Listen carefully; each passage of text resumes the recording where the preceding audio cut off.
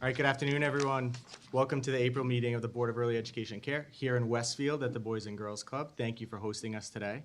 I also want to thank the staff of the Western Mass Regional Office under the leadership of Erin Kraft. We love coming to Western Mass, and you always create a warm welcome for us. It's not often we get flowers, never mind 2 sets of flowers, but I want to thank the students here at the Boys and Girls Club for their beautiful flowers, as well as the regional office for the flowers that certainly brighten up the day. I want to acknowledge today that Commissioner Kershaw could not be with us today as she is a bit under the weather, but if I know her as well as I do, she's listening. So we will do you proud today, and your team has been exceptional to prepare us for the meeting today.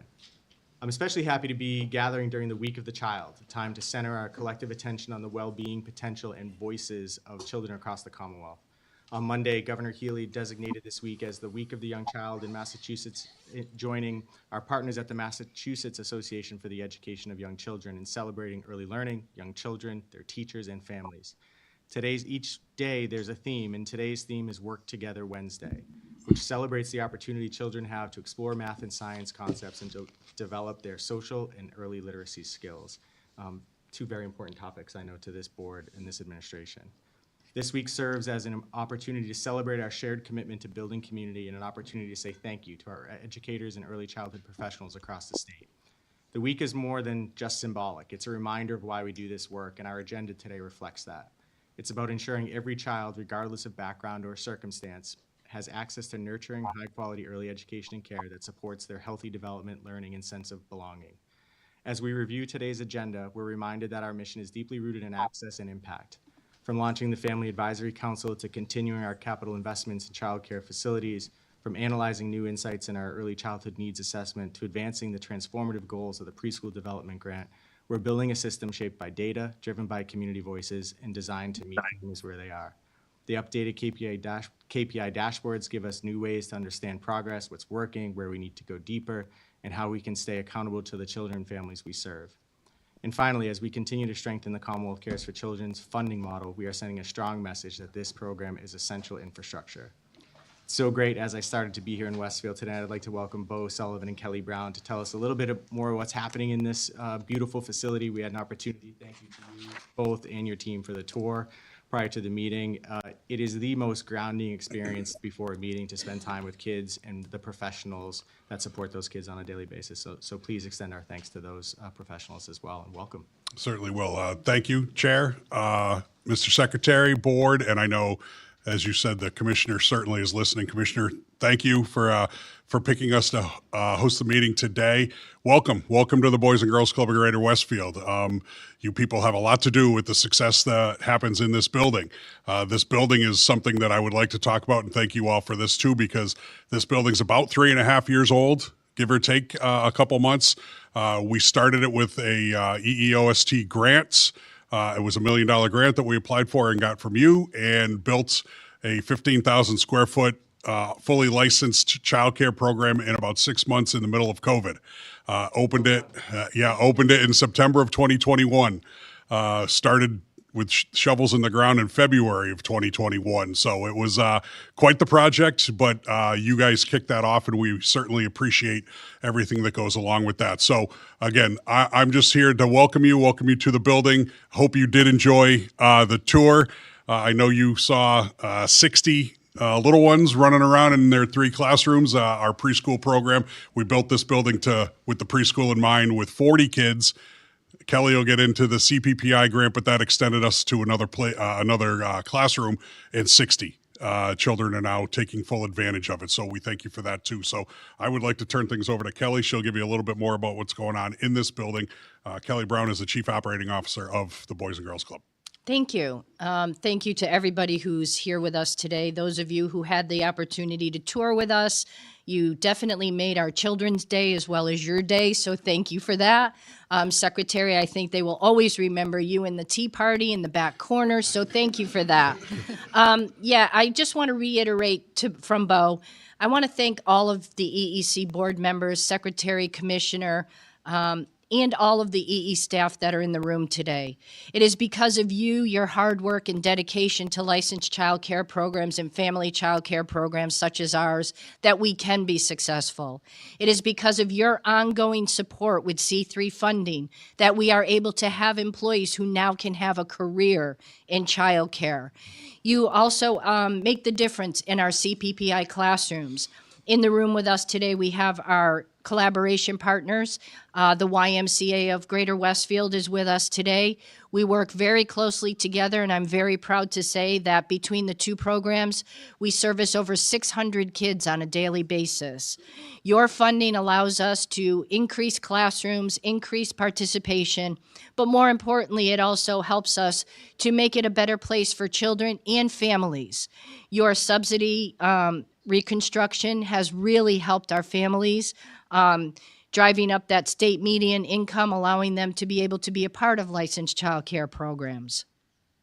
I just want to close a little bit with, because we are, after all, a Boys and Girls Club of Greater Westfield. And to quote a very popular song, it has been a long and winding road when it comes to licensed childcare and Boys and Girls Clubs, but you all have done your due diligence, along with our Mass Alliance Director, Jen Aldworth.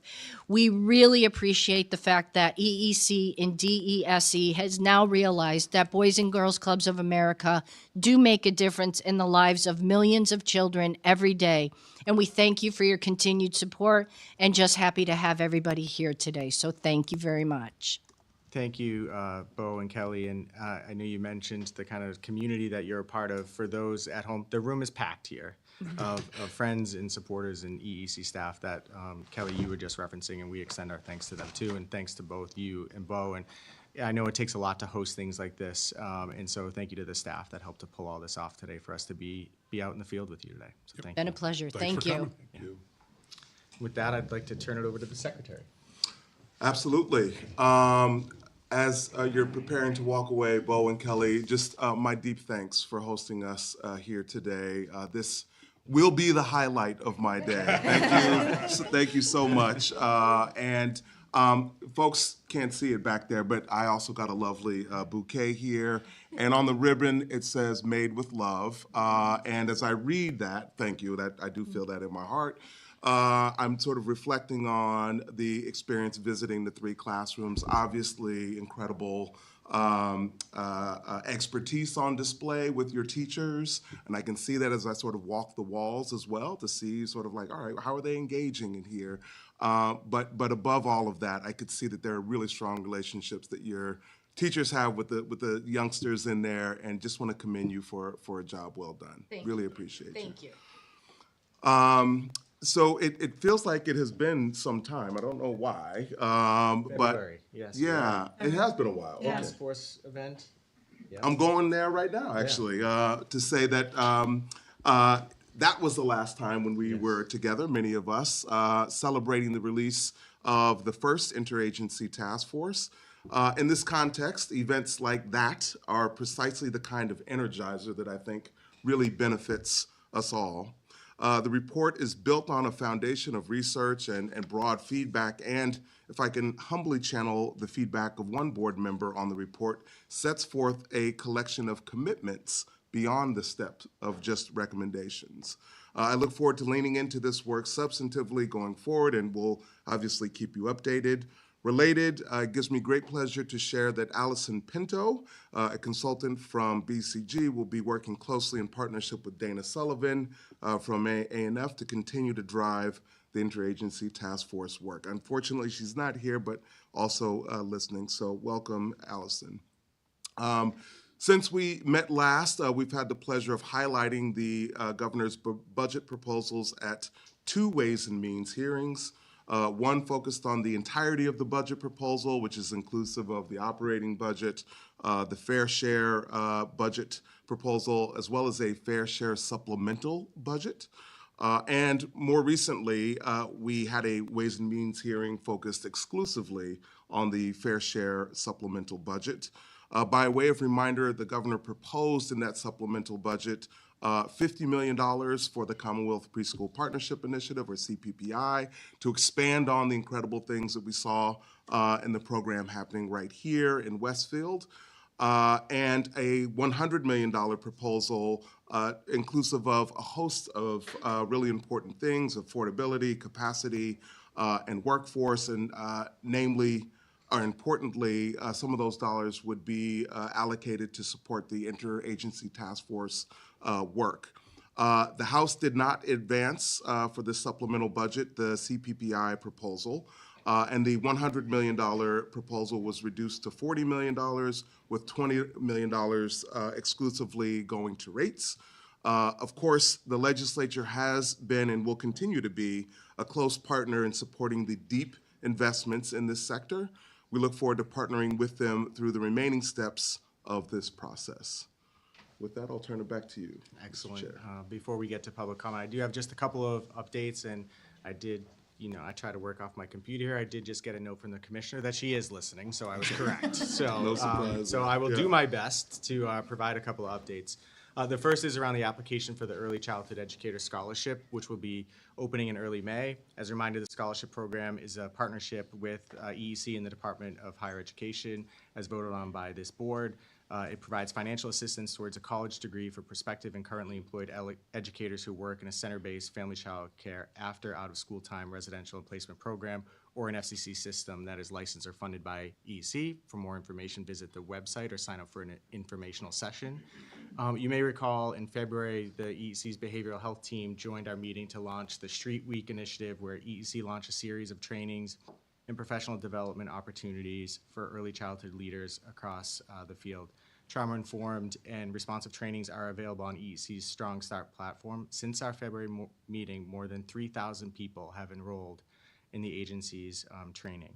The team also has scheduled drop-in hours that you can sign up for to learn more about behavioral and mental health resources and professional development opportunities. Shout out to that team. Talk about meeting a need just in a very short amount of time. The request for that support is unbelievable. And I also just wanted to turn it over for a couple of minutes to one of our board members, Dr. Lucas. Last week, more than 120 researchers, policymakers, advocates, funders, students, practitioners, and more gathered at Wellesley College for the first Massachusetts Early Childhood Policy Research Summit. And our own Dr. Lucas was one of the organizers of this, what I've heard was an amazing event. And so Dr. Lucas, I'd welcome you to share a few remarks on the event. Cool, thank you. Yeah. Yes, so just to recap, myself from the Policy School at Northeastern University, with colleagues Wendy Wagner-Robeson from Wellesley Centers for Women and Kyle DeMeo Cook from BU Wheelock, helped to host I guess we're calling it the first. If we're calling it the first, that means there's got to be a second, right? Early Childhood Policy Research Summit, which was facilitated by Mo Barbosa from Health Resources in Action, and had opening remarks with Representative Alice Peisch, representation from Strategies for Children, the E2C Data Hub at the Secretariat level, and then a big shout out to folks from EEC. So Ashley White, Adrienne Murphy, Amy Checkaway, and Jocelyn Bowen helped to present and also field questions from a rowdy crowd of nerds. And as you mentioned, Chair, there were, the official numbers are 120 people registered from all sectors. That's inclusive of higher education, different research firms throughout the state, folks from direct service, early educators themselves, folks who are in nonprofits, philanthropy, and governments of all sizes, and 111 people officially joined, which is a wild rate for throwing a party, but we were also glad for everyone to nerd out together and really think through what it means to collaborate with research, data, and design in this field, and to be supportive of the folks who are doing the work in early childhood with research, data, and design backing all of the work that you all do.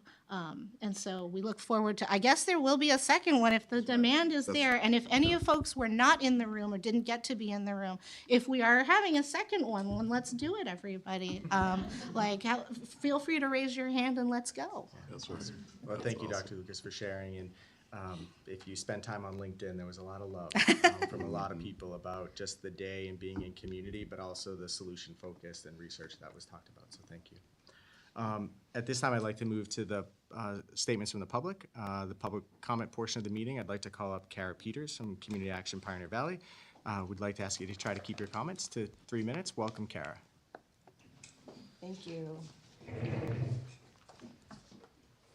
Good afternoon. No. My name is Kara Peters. I'm the enrollment manager for Community Action Pioneer Valley's Head Start and Early Learning programs. We serve 129 EEC-funded children through a combination of contracted slots and vouchers. I'm here to comment on the new policy advisory that came into effect on April 1st for financial assistance for childcare for families. Specifically, our program is concerned with the new policy that gives a family a 30-day waiting period when they're up next on the wait list if they currently do not have an activity like work or school. When they're offered funding for care, they're required to take an additional 30 days to seek an activity before being eligible to enroll their child into care. If they don't secure an approved activity within that 30-day period, then we can enroll them into a 12-week provisional authorization to find a job or school program.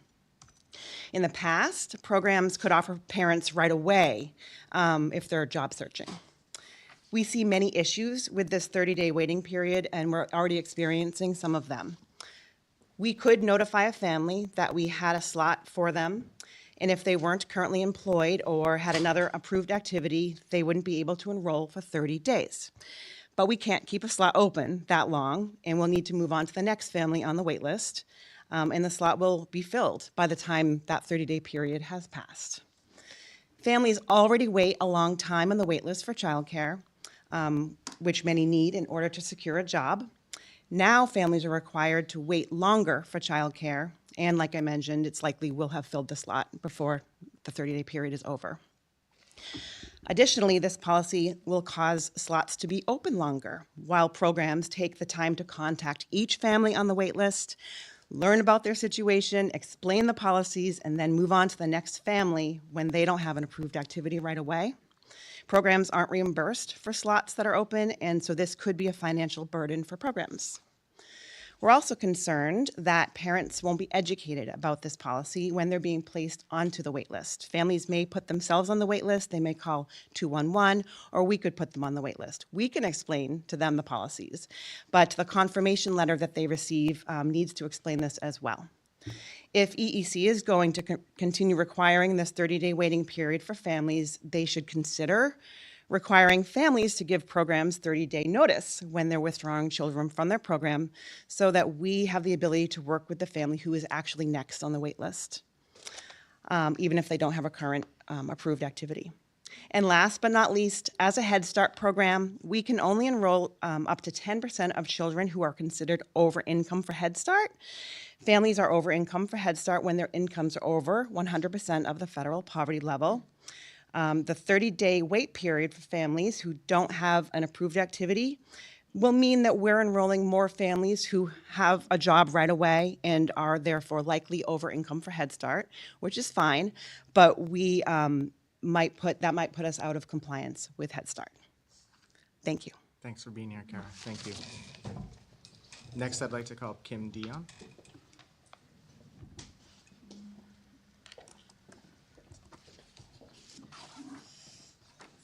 Thank you. Welcome, Kim. Thank you. Good afternoon. My name's Kim Dion, and I serve as the Assistant Vice President for Seven Hills Child Care Resources. We are the child care resource and referral agency for both Central Massachusetts and Western Massachusetts. I'm here today representing the Massachusetts Resource and Referral Network, a coalition of 6 CCR&R agencies that serve all 351 cities and towns across the Commonwealth. Our network is funded through line item 3000-2000, which is currently sitting at $20 million. We are actively advocating with our legislature and are respectfully requesting an increase to that line of $3 million, bringing the total to $23 million.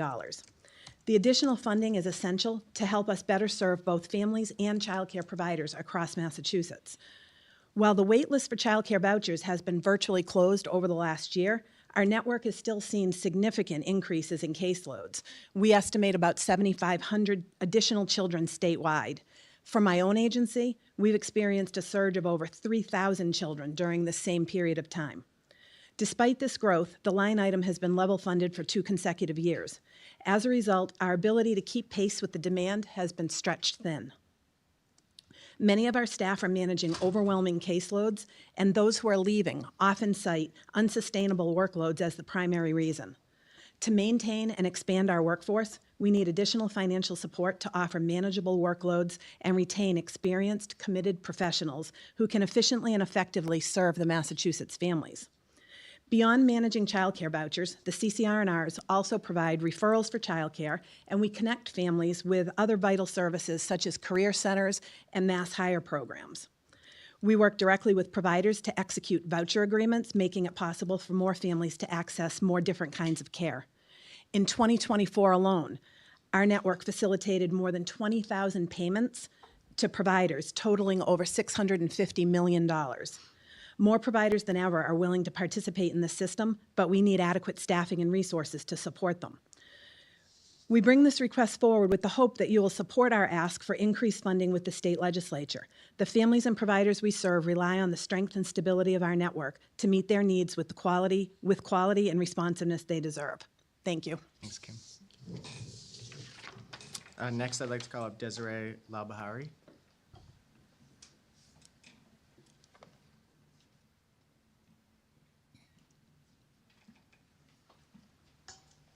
Welcome, Desiree. Thank you. Good day, everyone. Thank you for being here, and thank you to the Boys and Girls Club of Westfield for hosting us. I'm here, I work at the Collaborative for Educational Services, and I am so privileged to have the honor of working on a few different EEC grant opportunities, early childhood mental health consultation that we provide for Hampshire and Franklin County, and then coordinated family and community engagement that we provide in 17 towns and communities across Western Massachusetts. In addition, we are also part of pyramid model implementation work. So through our work in these different opportunities, and I'm sure that we all feel the pressures of these uncertain times, but through the work that we do, both with educators in ECMHC and Pyramid Model, and then with families through CFCE, we definitely feel the ripple effect of the uncertain times that we are living in. I am so grateful for the increases in ECMHC that we've been able to work with over the past few years. It has made a difference. So thank you for that. We serve many more programs and educators. On the CFCE side, we unfortunately have not had an increase in more than 10 years.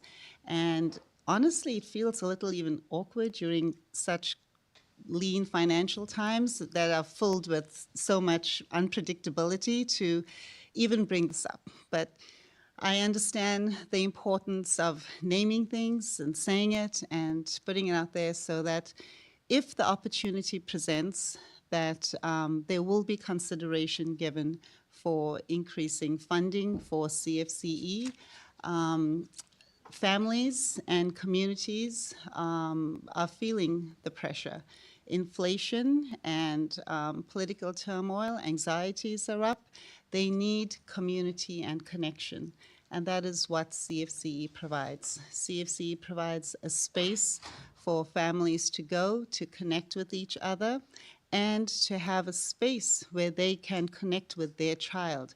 All our services through CFCE are parent-child. So we work on nurturing the parent-child bond and give them, those moments of being out of the home where they may be feeling all the pressures, but just being in a different space with developmentally appropriate toys, with educators and playgroup facilitators who are trained to meet them where they're at and to recognize their needs, to help guide them and give them information on their child's development, or to provide ASQ developmental screening to support them if they need referrals to early intervention or public preschool special education. And then if the family needs other kinds of support, whether it could be food stamps or, housing, anything, CFCE staff, it's not to say a jack of all trades, but they have their finger in everything in their communities. CFCE staff know their communities well. They know who their WIC person is, and they are able to provide warm handoffs for families to support them. 10 years is a long time with the inflation rates and all the changes to not have an increase. It really puts a pinch on providing COLA increases for staff to retain staff and keep them. So I'm really here to ask that if the opportunity presents and when it does, to please keep CFCE in mind, because going forward, our communities are definitely going to need more, I anticipate, during these times. So thank you for this opportunity, and have a good rest of your day. Thank you, Desiree. Is anyone else here for public comment? No? Seeing none? Okay. I'd like to acknowledge that board members Jamel Ali, Carolyn Kane, George Tanasoff, and Nikki Ruiz are joining us remotely, so they are with us. We have one item of routine business before we get to the agenda, and that's the approval of the February minutes. We have before us the minutes of the February 12th, 2025 board meeting. Are there any additions, corrections, or edits to the minutes? Hearing none, I'd make a motion to approve the minutes. All those in favor say aye. Aye. Opposed? Aye. The motion passes. The minutes of the February 12th, 2025 board meeting are approved. Thank you. I'd like to now ask Amy Checkway and Adrian Murphy to join us to give us an update on our KPI dashboards.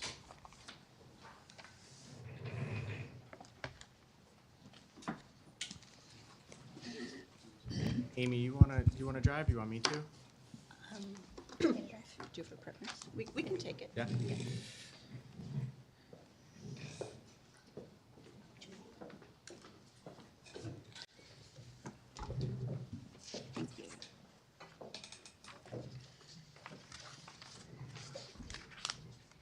Good afternoon, everyone.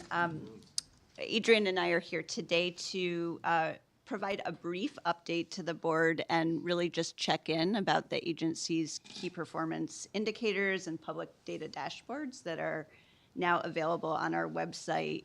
We were remembering that in October, it was about 6 months ago, that we came before the board and went into a more extensive presentation about where we were going to start, and again putting this information and important data out there, and it seemed like a good time to check in and both sort of get any input and also talk about what's next before us.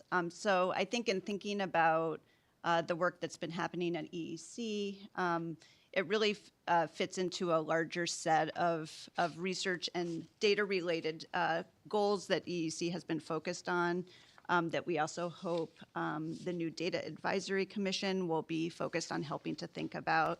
And I think just before we get going, wanted to share a little bit of I think it's an initial framework that we've been thinking about the different areas in which we are trying to build research and data capacity at the agency. I'm not quite sure these are the exact categories that will make sense forever, but just sort of to fit this within some larger goals, so that as this work moves forward, we can continue to discuss more concrete targets and be tracking progress towards these goals, and really engaging with the board across all of these areas, as well as with many others who we know have a lot to share from their perspective, whether they're in the research space, thinking a lot about data, whether they're using data, collecting information, or sharing information from where they sit in programs every day.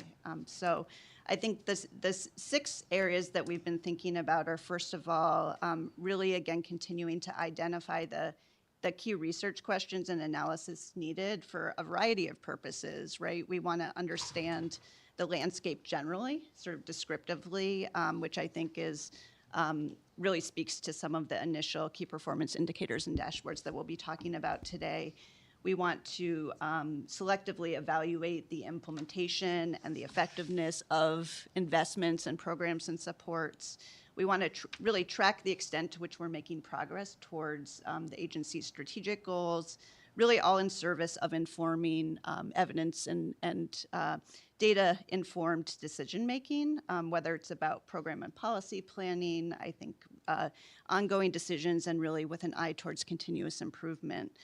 So I think the foundational pieces that we started to make real in October, beginning again with an initial research agenda that the agency has put forward, and these key performance indicators, and again, making more accessible our dashboards, really both recognizes that there is capacity required within the agency, and also want to continue to name the importance of really collaboration with all of our external partners, including practitioners on the ground.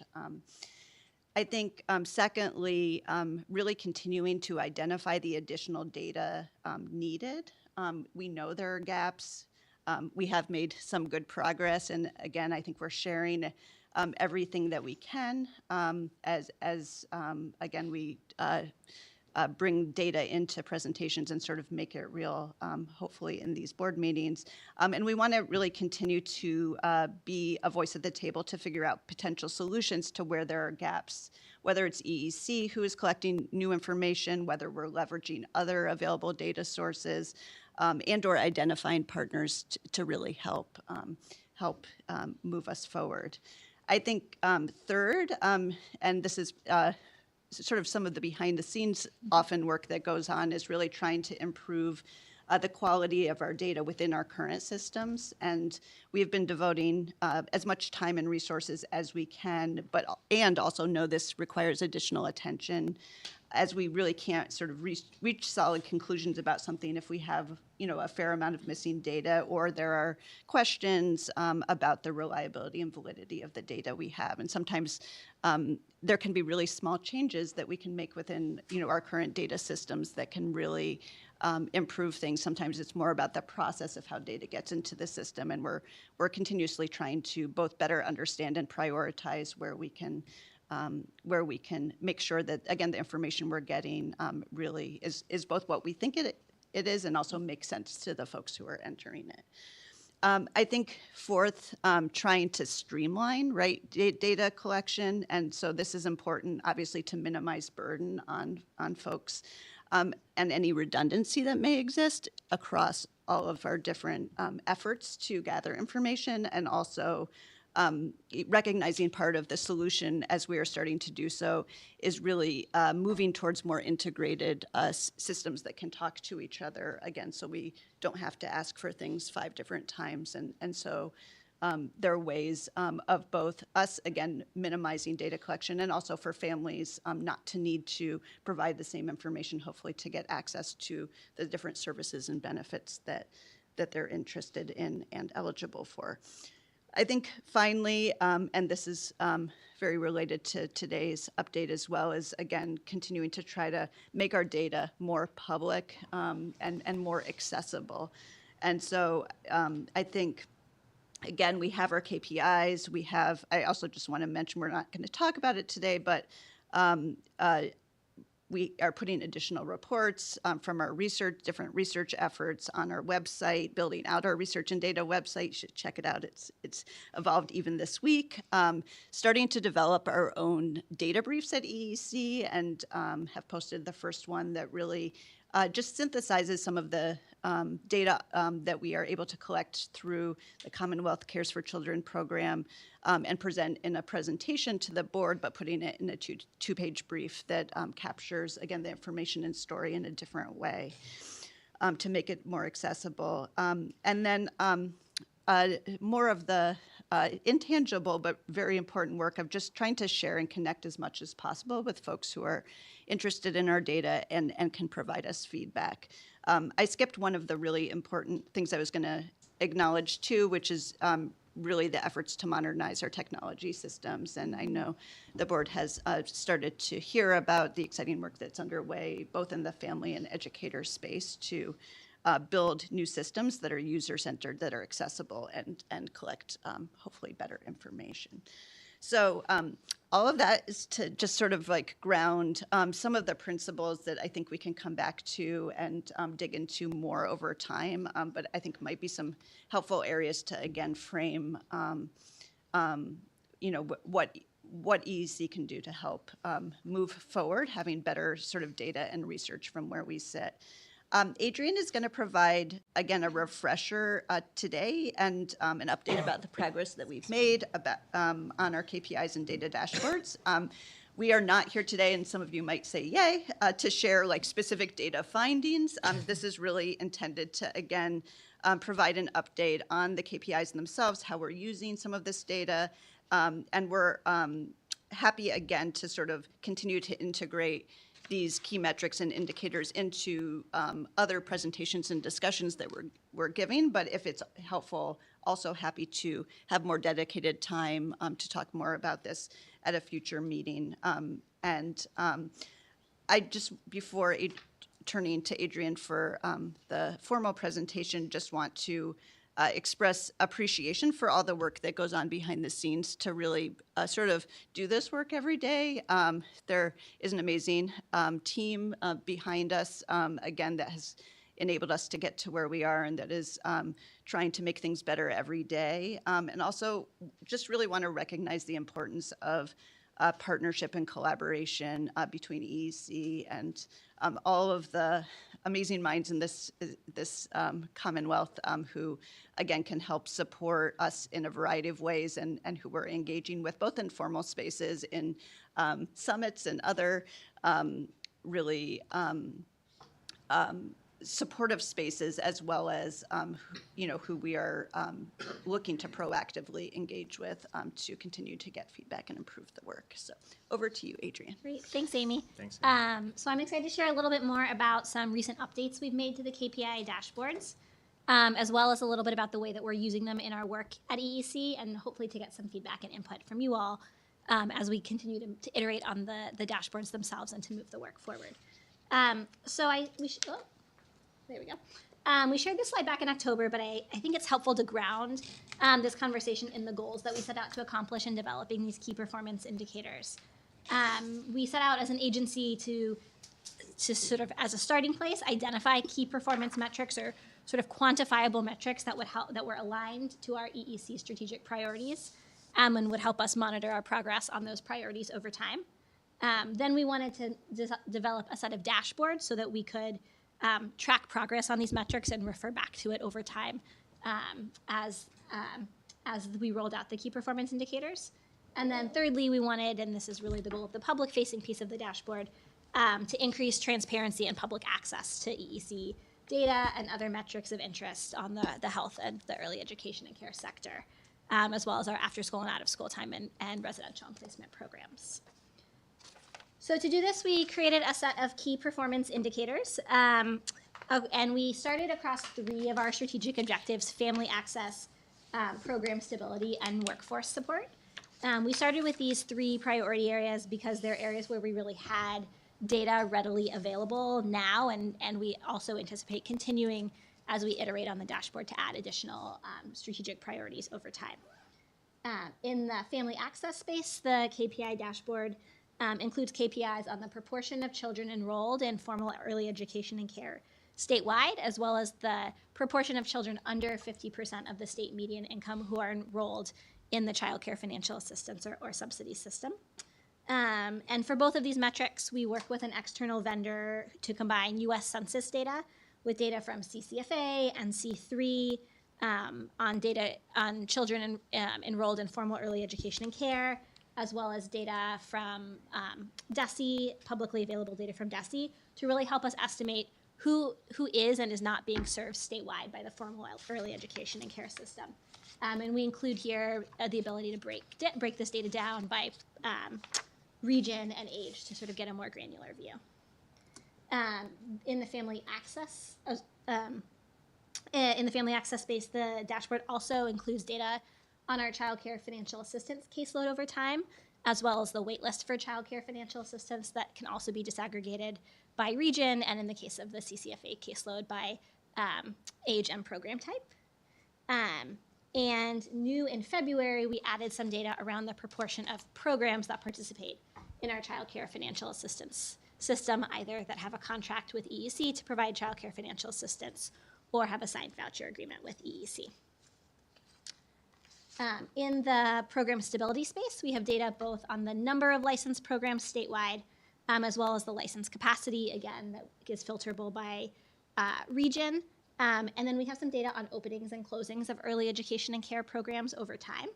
And new in February, we have also incorporated data on our residential and placement system, which is really a key part of our EEC ecosystem that was previously not included in the dashboard.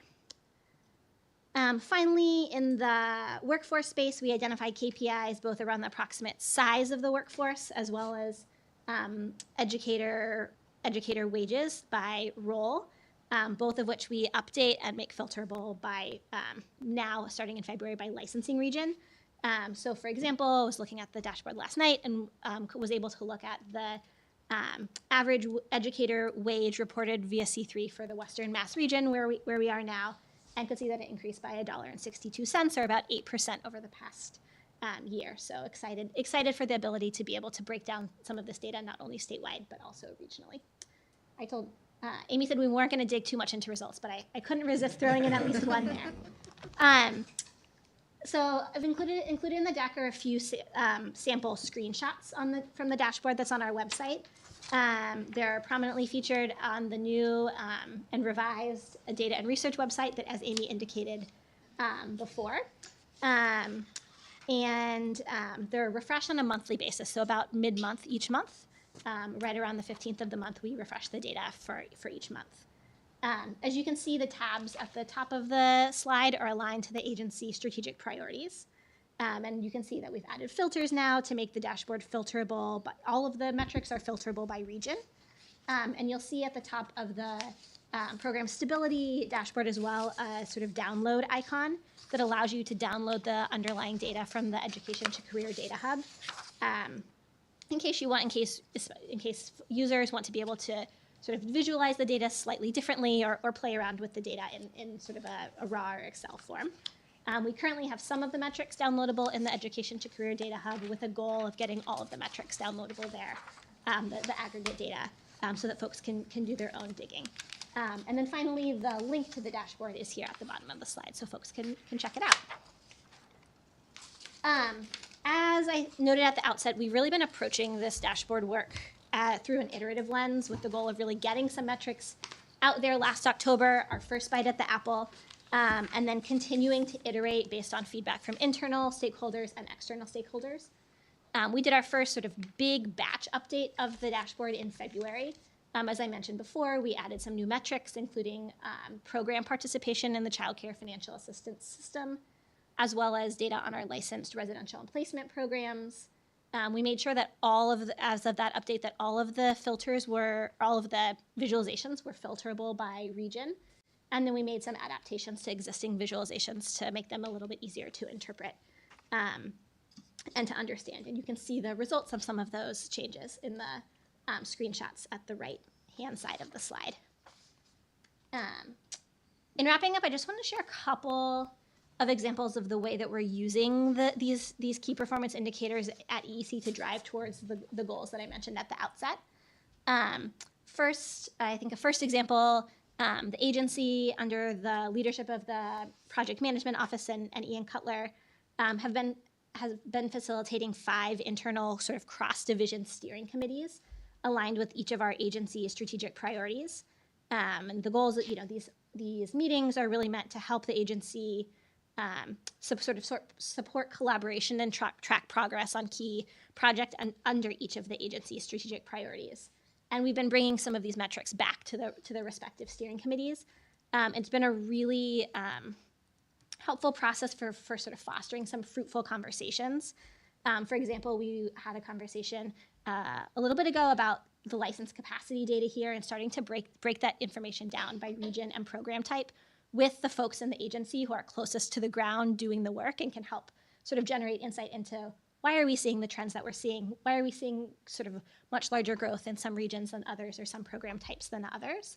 It really helped us sort of get under the hood and helped us bring the right data to the right folks at EEC to have the conversations about our policy and program goals. Also, as the board is aware, we're working towards a new strategic plan, a new 5-year strategic plan, and that we envision that as that strategic plan is developed, that we'll have a chance to reflect on these KPIs, possibly shift and revise them, and continue to refine and identify KPIs and metrics to help us both track progress towards our new strategic goals and also help us set some new strategic goals in each of these areas that are data informed and based on the data that we see in the key performance indicators. We recently also had some conversations about the KPIs with our EEC Advisory Council, Workforce Council, and as Amy mentioned, the new EEC Data Advisory Commission. We received a lot of feedback from these groups, including some feedback about that it would be helpful to have even more regional granularity in the graph so that having everything filterable by licensing region is great, but oftentimes folks are interested at the town level or smaller geographies than that. So that's something that we're looking into, thinking about the feasibility of adding some of those filters in the future. So before wrapping up, I'd love to hear from the board about reactions or questions for our input or consideration. And I'll also note that we are planning on doing another update this fall. So interested in any feedback or thoughts you have as we continue to think about iterating on the work. So, turn it over to Thank you, Adrian and Amy. Questions, comments from the board? I got to play with the dashboard last night as well. It was really fun. I guess I'm a nerd and come to your stage number 2 of data conferences. And I would love to take you up, I can't remember Amy or Adrian who offered it, but to bring some of the so what conversations from the dashboard to the board when you feel like you've had that handle on the context element. So I was looking, so my children are over the age of 13, so not a self-interest in looking at wait lists, but I was looking at the wait list data, and in the 25 years of serving the state, I've never seen the North Shore come out ahead in terms of wait list data, so that was kind of a surprise to me. And I was talking to Jocelyn, she was like, yeah, no, that's actually pretty typical. So the context around that, why? Is it demand? Is it supply? Is it something else? Those kinds of themes would be, I think, really helpful, along with some of the questions about when the landscape data would or could shift to understanding some of the policy impacts, especially as the world shifts, resources become tighter, people are, wanting to understand the effect of some of the policies that have been changed. So I know that's a really big global kind of idea, but bringing some of those, maybe they're the briefs that you're working on or some of those themes into the conversation at the board level would be awesome. Yeah, really exciting. Thank you. Any other comments or questions? I mean, I've seen this conversation start years ago when we were not having this type of conversation about how to use the data. Exactly. And I spent some time on the dashboards, and just to me, this is just good leadership in the sector. This is good government being transparent with our information and accessible to anybody who wants it. I hope you guys feel really good about this work, because I think it is starting to lead into how does this, Adrian, I love the examples that you're using, how do we really use this data to make decisions which, help manage the resources that we do have in a really effective way. And so the buildup of this work has been really impressive to follow. And I would imagine that your colleagues across the country are probably looking at some of the stuff that you're doing in this space around making sure that government is working efficiently for the taxpayer and being transparent about it. And I really feel like that's a big part of what we're doing here, never mind using it just to make daily decisions. So really good stuff. Thank you. I am curious, as you engage kind of the advisory groups, like, is there one trend of like, we really want to see, like, but we don't have the data feed right now, or we don't have, like, it's just difficult to get to, or a body of work around something that you're kind of got your eye on for an update? This may not be a short-term update. I think, first of all, I think depending on who you ask this question, Sure. everybody has sort of a different perspective or something that comes to mind first. I think something we're aware of that I think the board is aware of is wanting to have even more and better data on our educators and staff and how they're doing and sort of what their trajectory and experience is like. And I think we are moving rapidly, actually, now towards having, a system that will help us get there so we can really start to tell that story. And first of all, with understanding sort of the current state. So I think that's not going to be something we will be able to do this fall, but something that I'm particularly excited about, and I know a lot of other folks are as well. Yeah, thank you. So that would be the new kind of teacher portal, kind of helping to feed some of this stuff that is kind of disjointed or we don't have at this point. Yeah, and I think in the meantime, there are other opportunities to, again, through some of the mechanisms we have through C3 and also some, again, partnerships or collaboration with folks outside the agency can sort of help us fill in some of those gaps in the meantime. So. Awesome. Any other questions or comments? I'll just say Dr. that Lucas. I think it's great to see. First of all, it might not seem like you have done a lot in 2 months, but that is a tremendous amount of work. And so, and I recognize, we disaggregated so that we can filter now by region. Like, that's a lot of work. And so I just want to recognize that. The other thing that I'll lift up is that I think coming from old school open data, right, which I was doing 5 years ago, 10 years ago, those of us who did that back then stumbled into the fact that, right, we could use this internally. Like, that could be useful for us too. And so it's cool to see that you are intentionally bringing it to internal users, and people are using and figuring out how to use these data dashboards internal to the agency at the outset. I think that's a really important thing when your agency, when the folks who produce the data are also users of the data, that helps just improve it for everybody. And so I'm excited to see that at the outset, baked in, and that you all are doing this across the board with folks internal to EEC. I'm excited to see what that looks like beyond.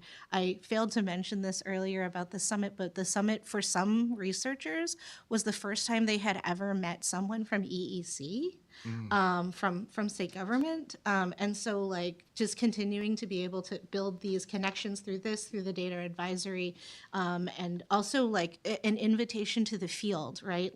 That this is out there, it exists. And my hope is that folks who are directors and who are family child care providers, who are folks who do direct service in early childhood mental health or EI or Head Start, are also taking a look at these dashboards to be able to give feedback on what's useful and interesting to you, and what more would you like to see, because I think that also helps improve what we produce and what we put out, not to give you more stuff to do, but it's perfect. And I think we said this at the summit, that getting the data out there is a great first step, and we're really proud of it. But getting the data out there is only useful if it's in the hands of the folks who can use it, both, as you said, internally and externally. And I think that's the real next step for us, is to think about how are we using this both internally as an agency and getting it out to the right folks in the field who can help, who can use this data in their day-to-day work. So excited to continue to get that feedback as we continue to talk to more folks about the data.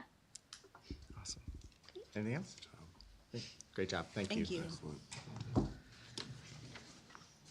So our next agenda item is around the preschool development grant, and we've kind of got two pieces to this one. So I'd like to invite up the first panel around the Birth to Five Family Advisory Council invite Urjan Shah, Aisha, and Haji up. Is that the first panel?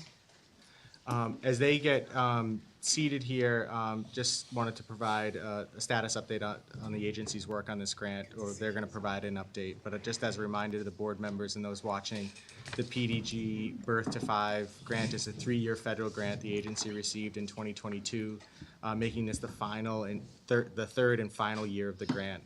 During the session today, we'll be highlighting 2 key projects that were supported by the state's PDG grant.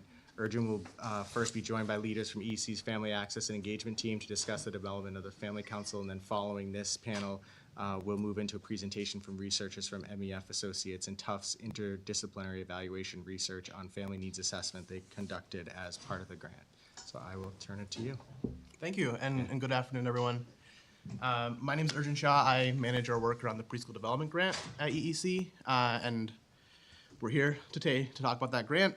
There's 2 reasons. One is to get a sense of how we've been shepherding that grant over the last 2 years, and then we'll also want to do 2 deep dives into projects. Yeah. So before we get into it, just first a quick disclaimer. We'll be talking about federally funded work, and the work that we're discussing may not reflect the views of our current administration or their funding priorities. So that just needs to be said. Federal administration. Federal administration. It's an important distinction. Yeah. 99% of the state administration side. That's right.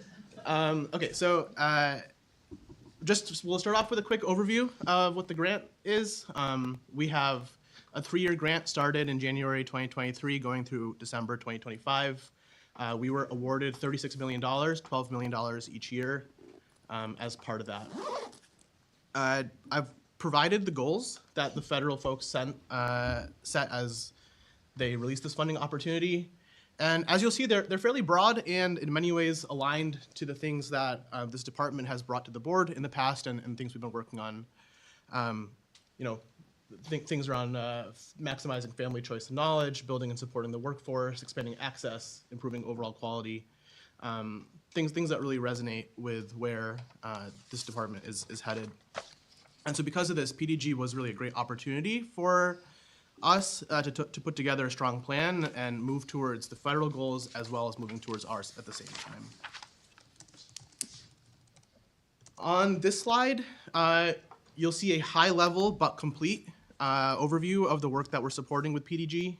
We're in our 3rd year, so that means that, as you could imagine, some of the work is already completed, or at least the PDG-funded work is completed. You'll see, for example, CCFA reform work was funded out of PDG. Of course, there's more to do there, but the PDG portion is largely done. You'll also see projects that are still underway, with the goal to complete these projects by the end of the year. And we'll note that there's a possibility to extend the work into 2026, but given uncertainties, we're trying to, as hard as possible, to wrap up this work by the end of the calendar year. 2 major things to point out as we look at these projects. First is that we thought strategically about how can we take temporary funds and make the best use out of them, which meant making sure that we invested in projects that could have lasting impact once the grant ended. And so on the screen here, you'll see many projects that are really about building systems, system design work, development projects, pilots, things that were in support of initiatives that can be sustained afterwards, but would benefit from this big boost that we can give with the funding right now. Second, the thing you'll notice about the board is that all of this work can be organized into the 5 strategic pillars that we've been talking about as a department for a while now. Many of these projects that we shared on the board are ones that we've talked about as a group together. We talked about the street initiative recently. You, of course, have been hearing about big updates around the development of the educator credentialing system, and of course our CCFA reform work that we really pushed in the last 2 years. I won't go into the deepest detail of all these projects just for the sake of time, but just really wanted to show this so that you could see that in totality, PDG has really been jumpstarting a lot of the work around EEC and a lot of the priorities that have been core to this department's work. I also just want to take a moment to highlight a unique aspect of our work that has been funded through PDG, and this is really in creating an opportunity to work together with our interagency colleagues towards some of our shared goals. Through this work, in very concrete and funded ways. We've partnered with 4 different agencies across the state. We're working with DESE on identifying preschool literacy screeners. We're working on a pre-K to K transition toolkit. With our DPH colleagues, we are conducting a health and safety needs assessment across childcare programs using their expertise with our focus and context with our childcare programs. With EOLWD, we're really thinking about all of the apprenticeship support, and that is really a joint, very close partnership. And then, as you heard in recent months, the street initiative and the work that we did with the OCA was out of PDG as well. And I think it's really important to highlight this, not just because of the benefits that come from bringing the capacity together, but also because it really dovetails into the governor's attention to the all-government approach that we're really trying to take to childcare. Okay, so that's a quick update just around what PDG is. I'm going to pass it to Hajai and Aisha. We'll be diving into a short update on the development of a new family advisory council, and then I'll come back for a deeper dive on the findings of our needs assessment. Great. Thank you. Thank you, Arjun, and good afternoon, Secretary, Chair, Board, Commissioner, and public. My name is Hajai Scherer, and I am thrilled to be here with you today, and I hope to come back in the future and talk a little bit more about the mighty CFCE, the Coordinated Family Community Engagement Network, as the Associate Commissioner of the Family Community Supports Unit in the Division of Access and Engagement at EEC. That is a program that I manage, and I think the importance that we hear often during the public comments cannot be overstated. But today, I'm here with my colleague, Aisha Rodriguez, to talk about the Family Advisory Council, the development of that, and to get feedback from you all about that. So the purpose. This, again, is the first time that EEC will have a Family Advisory Council, and our purpose at a high level is very simple. We just want to include parents' voices more in the education of their children. So we would like to be able to elevate parents' voices into leadership, help to optimize the connections that EEC has with especially hard-to-reach families so that we can just provide better services around all the policy decisions that we make and the program decisions that we make. And we'd like to get some more feedback from you, but I'm going to pass it to Aisha so she can break it down a little bit more so you know what you'll be commenting on. Hi, I'm Aisha Rodriguez, and I'm happy to present to you today. So if you look at the proposed composition, I'd like you to think of a Filipino proverb: whatever the tree, so is the fruit. So if you imagine the EEC Family Advisory Council as a tree, our fruit will be dripping with multifaceted caregiver and parent perspectives from across this Commonwealth. And what that looks like within the wealth of lived experience. And so we're talking not just cultural heritage, but geographic location, also families around their different structure and makeup, and the different abilities and needs of our families, including underutilized voices such as fathers' perspectives. And we intend to synergize our efforts across communities in services of families and children in our 3 branches: residential, out-of-school time, and early ed. Hawaiian proverb: all knowledge is not taught in one school. Okay? We are happy to pull from the knowledge of the University of Lived Expertise to inform, infuse, co-create, and energize the efforts of EEC in the areas of policies, practices, and programs, building authentic partnerships, raising awareness, raising voices, and strengthening community. And our goals are reflective of each of these things that I've talked about. Chinese proverb: when the wind of change blows, some people build walls, other people build windmills. I am proud to be a part of an agency and to live in a state that has embedded itself into its core values. And you can see our focus areas are reflective of those values as well. Families as key stakeholders, threading across all stakeholder groups. Securing space for the family voice. So families securing space for the family voices. Families helping to scaffold supports to meet the wide range of resource needs across the Commonwealth. And families supporting the empowerment of other families, as well as families as resources for other families, because families are a vital resource in this state. And as you can see, this threads across all of our focus areas. A decoding proverb: we will be known by the tracks we leave behind. And with that, as you can see with our timeline, we are intentional, ambitious, but nimble in our approach. And in our proposed timeline, and as Sajai mentioned, we are looking for feedback. You'll see that this is meant to take us through FY26 in terms of the establishment and launch of the Family Advisory Council. And we're looking to get key stakeholder engagement throughout this process because, as the old wise African proverb says, it takes a village. And we know that, right? And if we look at the Commonwealth as a village, how are we getting input from across that village? Okay? And then that will lead into an equitable application process that will incorporate representation from each of our regions within our advisory council.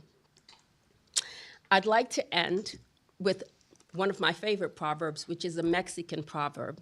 They tried to bury us. They didn't know we were seeds. We are in the time of planting, and we are excited to get this work started. Let's go. Where do I start? Thank you. That's where you can find Aisha if you, Questions? if you want more info. Aisha, Hajai, thank you. Any questions, comments from the board? Very exciting. Can't wait to hear more about it. You know, the commissioner and I in our conversations often talk about this grant being a real accelerator to the work that we talk about all the time, whether it's around mental health or literacy, like in the cross interagency nature of the work. And the tracks you're all leaving behind, we're gonna keep following. And I just appreciate the work that you're doing, and it does take a village. And when you hear about just the number of stakeholders that have been talked about in this meeting, around whether it's at the summit or just in this room, and making sure that the family voice is in there, like we are making sure that every voice is at the table. And this work is so critically important because that is the voice that, you know, those family transitions and those family interactions are at the core of what we're trying to do here to serve children and families. And so I'm excited to see where this work goes and the feedback that you get along the way, and for the launch of this advisory group. It's just super exciting. And again, I think a testament to a lot of the work that this board and the agency's been working on for the last couple of years. This grant has been a gift to kind of really fuel a lot of really innovative work. Any other questions before we move to the next panel? Thank you. All right. Thank you. Thank you all so much. Really great.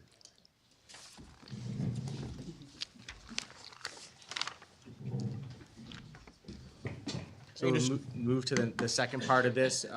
Just from a agenda flow here, we're going to have about a half hour for this panel, and then we're going to take a break, and then we'll come back to close out the meeting as folks get settled in. So welcome. Thanks for being here.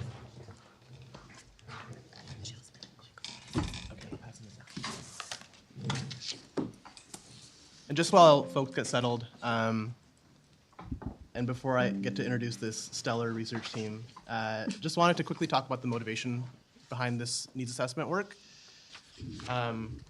First, and very practically, but this is not where it ends, we were required to do this as part of the grant. And we took that as a massive opportunity to hear from families. The work that we do as an agency really should be guided by those families, and we thought, well, this is a great chance to get out there to as many families as possible, lift their voices, and use that as an opportunity to align our work and do our work better. In meeting with families, we really had 4 goals. First was to understand access to care, especially care that is high quality, affordable, and the trade-offs that families are making and considering when searching for care. Second, understanding was how families are accessing care, what information they use, what information they want, and how their need for care intersected with the choices that they were making. Third, we wanted to take both those questions and really look at how does that look different across the state? Where does that vary across families, across regions? And then fourth, we really wanted to have families share their perspectives on how we and the early education and care system can be most responsive to them. What's working well, what could be different, and what do they feel is most important for us to get right. We expected a lot of the information, and you'll hear it today, to yield things that are really important to shape our longer term vision for where we head as a department, and this is flowing directly into our strategic planning work. But we also heard some things that yielded shorter term, nearer term actionable insights that we want to really take into account. And so before I hand it over to them to present, I really wanted to introduce everyone. I asked them for their most braggadocious intros. This is the MEF Associates and TIER, which stands for Tufts Interdisciplinary, should say Evaluation Research, teams. And there are many more folks beyond these 3 that contributed to this work and want to acknowledge them. Some are here. The 3 folks here today, first we have Dr. Jess Goldberg, who is a research associate professor and co-director of TIER. She is also a distinguished fellow at Child Trends and served as a co-PI on this project. She has decades of experience leading evaluations across home visiting, early childhood, and public health. Second, we have Michelle Thompson, who is a senior research associate at TIER. She was the TIER team's project manager for this needs assessment, and she has 7 years in early childhood research and is currently pursuing her master's in urban and environmental policy for Tufts. And finally, we have Dr. Erin Baumgardner, fearless leader of this work, who is a principal associate at MEF Associates and served as the project director for the needs assessment. Her expertise around the early care and education comes from personal and professional experience, first growing up with a mother who directed a child care center, raised her young daughter in Massachusetts, and she has spent the past 15 years working with states and federal partners to conduct research on early childhood policies and programs. And so with that, I'm very excited to have you hear from this team about the findings of this work. All right. Good afternoon, everyone. It's exciting to finally be at this point where we can share findings with you. So I'm just going to give you a little bit of background about how we conducted this study, and then we'll spend most of the time talking about the findings. So as you can see on the slide here, we conducted a survey and focus groups as part of the needs assessment. The survey really allowed us to go broad, whereas the focus group allowed us to go deep on different issues. But as you can see here, all of the activities included caregivers with children up to age 12. They were conducted in multiple languages and involved a combination of both in-person and virtual data collection activities. Before we go on, I want to just pause briefly and thank the many people who made this a success. So that includes caregivers and childcare providers who were on our advisory committee. It included a team of researchers who worked with us. It also included many staff at EEC, as well as program staff at CFCEs and other organizations throughout the state who helped connect us with the families that they serve. So we wanted to show you briefly this map and talk to you about how excited we were to get a really good geographic spread of our data. So in particular, we were excited to see that we had collected data from typically under-researched areas of the state, so Western Massachusetts and the islands in particular. We also had a chance to compare our sample data to other data sources like the census to see how our samples compared to the state population, and in many ways they were similar, which was also exciting. There were a few small differences that are worth noting briefly. One is that our samples were actually more racially diverse than the state population, so we had higher percentages of Hispanic and Black caregivers. We also had slightly overrepresented Western Massachusetts and slightly underrepresented the Northeast, but otherwise our samples reflected the regional distribution of the state. So as I said, we're going to spend most of our time talking about the findings. They are organized in this presentation according to the 4 sections that you see on the slide here, and we can just go right to talking about the child care search process. So as you can see on the slide, more than half of the survey respondents, 56%, wanted to start a new child care arrangement at some point in the past year. This included caregivers in the 2 darker slices of the pie, so 37% who searched for care in the last few weeks or months, as well as caregivers, 19%, who searched in the past year. You can also see in the gray slice of the pie, about 1/4 of the caregivers we spoke with reported that they had never searched for care because they had only ever wanted to use parental care. I will also just say that we looked at this breakdown by the age of the child, and what we found striking about that was the pattern remained relatively steady across the age groups. So it doesn't seem to be the case that families search for childcare, find what they need, and then stick with that, but rather there seems to be this continual churn over the years.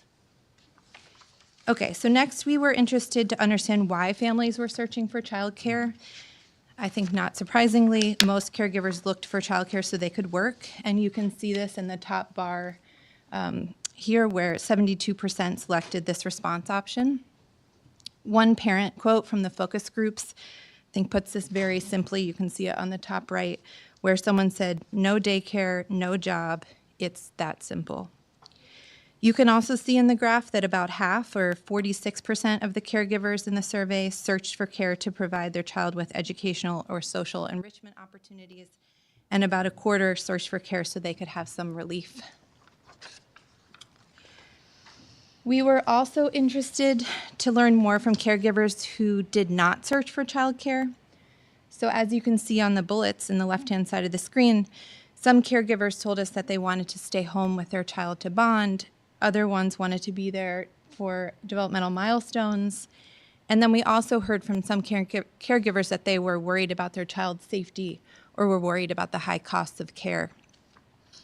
And again, if you look at the quotes from the focus group here, I'll just read the first one, which illustrates this. So one of the caregivers we spoke to said, "Growing up, both my parents worked 2 jobs and everything. So I was pretty much like babysitter's latchkey. So the fact that I was able to be here from the very beginning was really nice. I was totally grateful for that." Okay, so we also heard from a number of caregivers that they really wished for better online search tools. So in the focus groups, we heard many caregivers had used online search tools but found them to be limiting. They told us that the lists were often too long or lacked key information about things like whether there was open slots, what the hours of operation were, and what the costs were. And ultimately, we heard that many caregivers relied on their family and friends to fill this knowledge gap. And again, if you look at the quotes here, this illustrates the point. I'll just read the first one. So one caregiver told us, "There was no hand-holding, and I'm not asking for hand-holding, but there was no website that worked for me. I'm typing in things like childcare, Cambridge, and you get a website, care.com, consider an au pair." So the survey results also suggested that most caregivers, 80%, wanted more information during their search. And as you can see in the graph, when we asked caregivers what particular information was hard to find, almost half said that it was hard to find information about availability, the quality of the care, or the cost. And about 1/3 found it hard to find information about program schedules. So we were interested in the result of the child care search process, and we heard from many caregivers who searched for care that they ultimately couldn't find an option that met their needs. So you can see this in the pie chart that about half, or 42%, who searched for child care couldn't find this care that met their needs. This included families who gave up, who stayed with their existing provider, or who said that they were still searching. We also saw that families who were financially secure reported more success in their searches than those who were financially insecure. And I don't think this was necessarily surprising to us, but it's problematic and concerning for the obvious reasons. And I will just say that these trends from the survey were consistent with what we heard in the focus groups. So we heard caregivers describe the search process as time-consuming. They described challenges like long wait lists. And then if caregivers were lucky enough to find an option, they sometimes confronted other challenges, like finding out that the program was only half day. And just to interject on this, I think this is a section of findings that we are paying particularly close attention to in terms of finding that directly actionable next steps. We're looking into where we can really build stronger systems and provide guidance for those that interact with the families, from CCRNRs to CFCEs. And of course, there are direct implications here around our online child search directory. And so I think just drawing that connection back and really being thankful for the depth of the data that came out of this research. Thanks, Adrian. Okay. Thanks. So in this next section, I'll talk a little bit more about how caregivers made decisions and weighed priorities when they were selecting a child care arrangement. So the survey asked families about the characteristics that were most important to them when picking a child care arrangement. And first, they were asked to pick the top 3 priorities that they had around operational characteristics. And as you can see highlighted in pink here, safety and cleanliness rose to the top, followed by cost and location. They were then asked which 2 provider characteristics mattered most to them, and caregivers most frequently selected having a provider that was supportive and engaging with children, and also a provider who had qualifications or experience. Finally, caregivers selected the opportunities for child development that mattered most to them, and learning social or emotional skills and having opportunities to play and explore were the ones that rose to the top there. So the focus group participants we spoke with reported similar priorities to survey respondents, but in our focus group discussions, we were really able to get into the nuance of how those priorities and preferences played out in their real lives. And we found that caregivers' decision-making followed a general pattern shown in this decision tree on the slide. So first, highlighted in the dark pink box in the top left corner, caregivers described looking for care that met their basic needs, which includes things like availability, safety, and affordability. Families described really taking what they could get as long as it met those basic needs. Physical and psychological safety were particularly important, especially among families living in lower income areas. Affordability was particularly hard to meet for families with multiple young children and whose income levels were just over the fiscal cliff, whereas availability was a challenge felt across focus group participants. One participant reflected on availability challenges, saying, "I'd love to say that other things went into my decision-making process, but it's really just, this is the only one that had an opening when I needed to get back to work." If caregivers found childcare arrangements that met those basic needs, they then described looking for convenience factors, which is now highlighted in dark pink. Convenience factors included 1, a location close to home, work, or public transportation, and 2, longer operating hours that covered early mornings, later in the evening, summer, school vacation, so parents could avoid this endless juggle that one parent spoke about in the quote on this slide.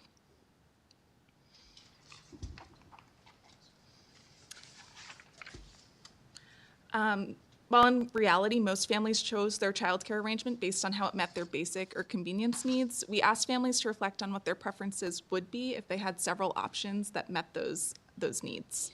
And we called those preferences values-based factors, again, now highlighted in dark pink on the slide.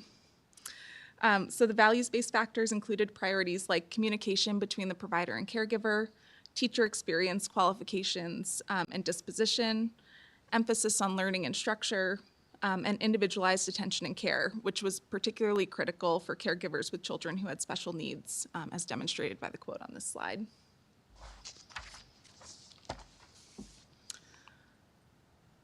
While families had preferences for a variety of care types, about 70% of the sample said that they would enroll their youngest child in center-based care if it were free. And this trend stood true across age groups, including for families with infants and toddlers. We wanted to see if this preference held true across the current care arrangements that families were using, and we found that it did overall. So caregivers using each care type expressed a preference for center-based care, shown by the darkest pink bars in the chart. And families who were already using center-based care, this preference was particularly pronounced. You can see 91% of those using center-based care wanted center-based care. However, we also saw that people are largely navigating to select care types that they are satisfied with. So for example, looking at that last set of bars, the caregivers who are already using home-based care with a provider or family child care were about as likely to select family child care, that lightest pink bar on the far right, as their preferred setting as they were center-based care. So that indicated to us that families using family child care really valued family child care. All right, now I'll pass it to Jess. Thanks, Michelle. Arrow. Okay. Yes. So to begin, we're going to do a quick snapshot. This is based on the survey findings.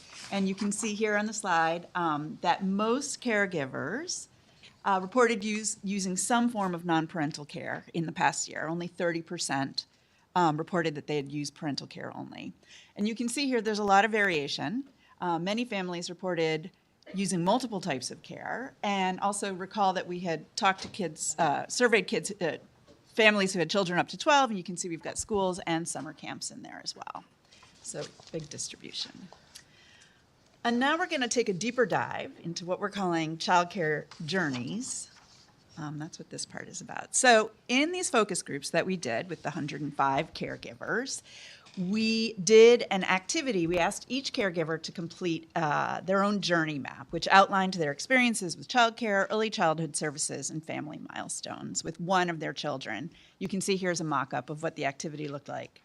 And then we organized the data and ran descriptive statistics to identify patterns.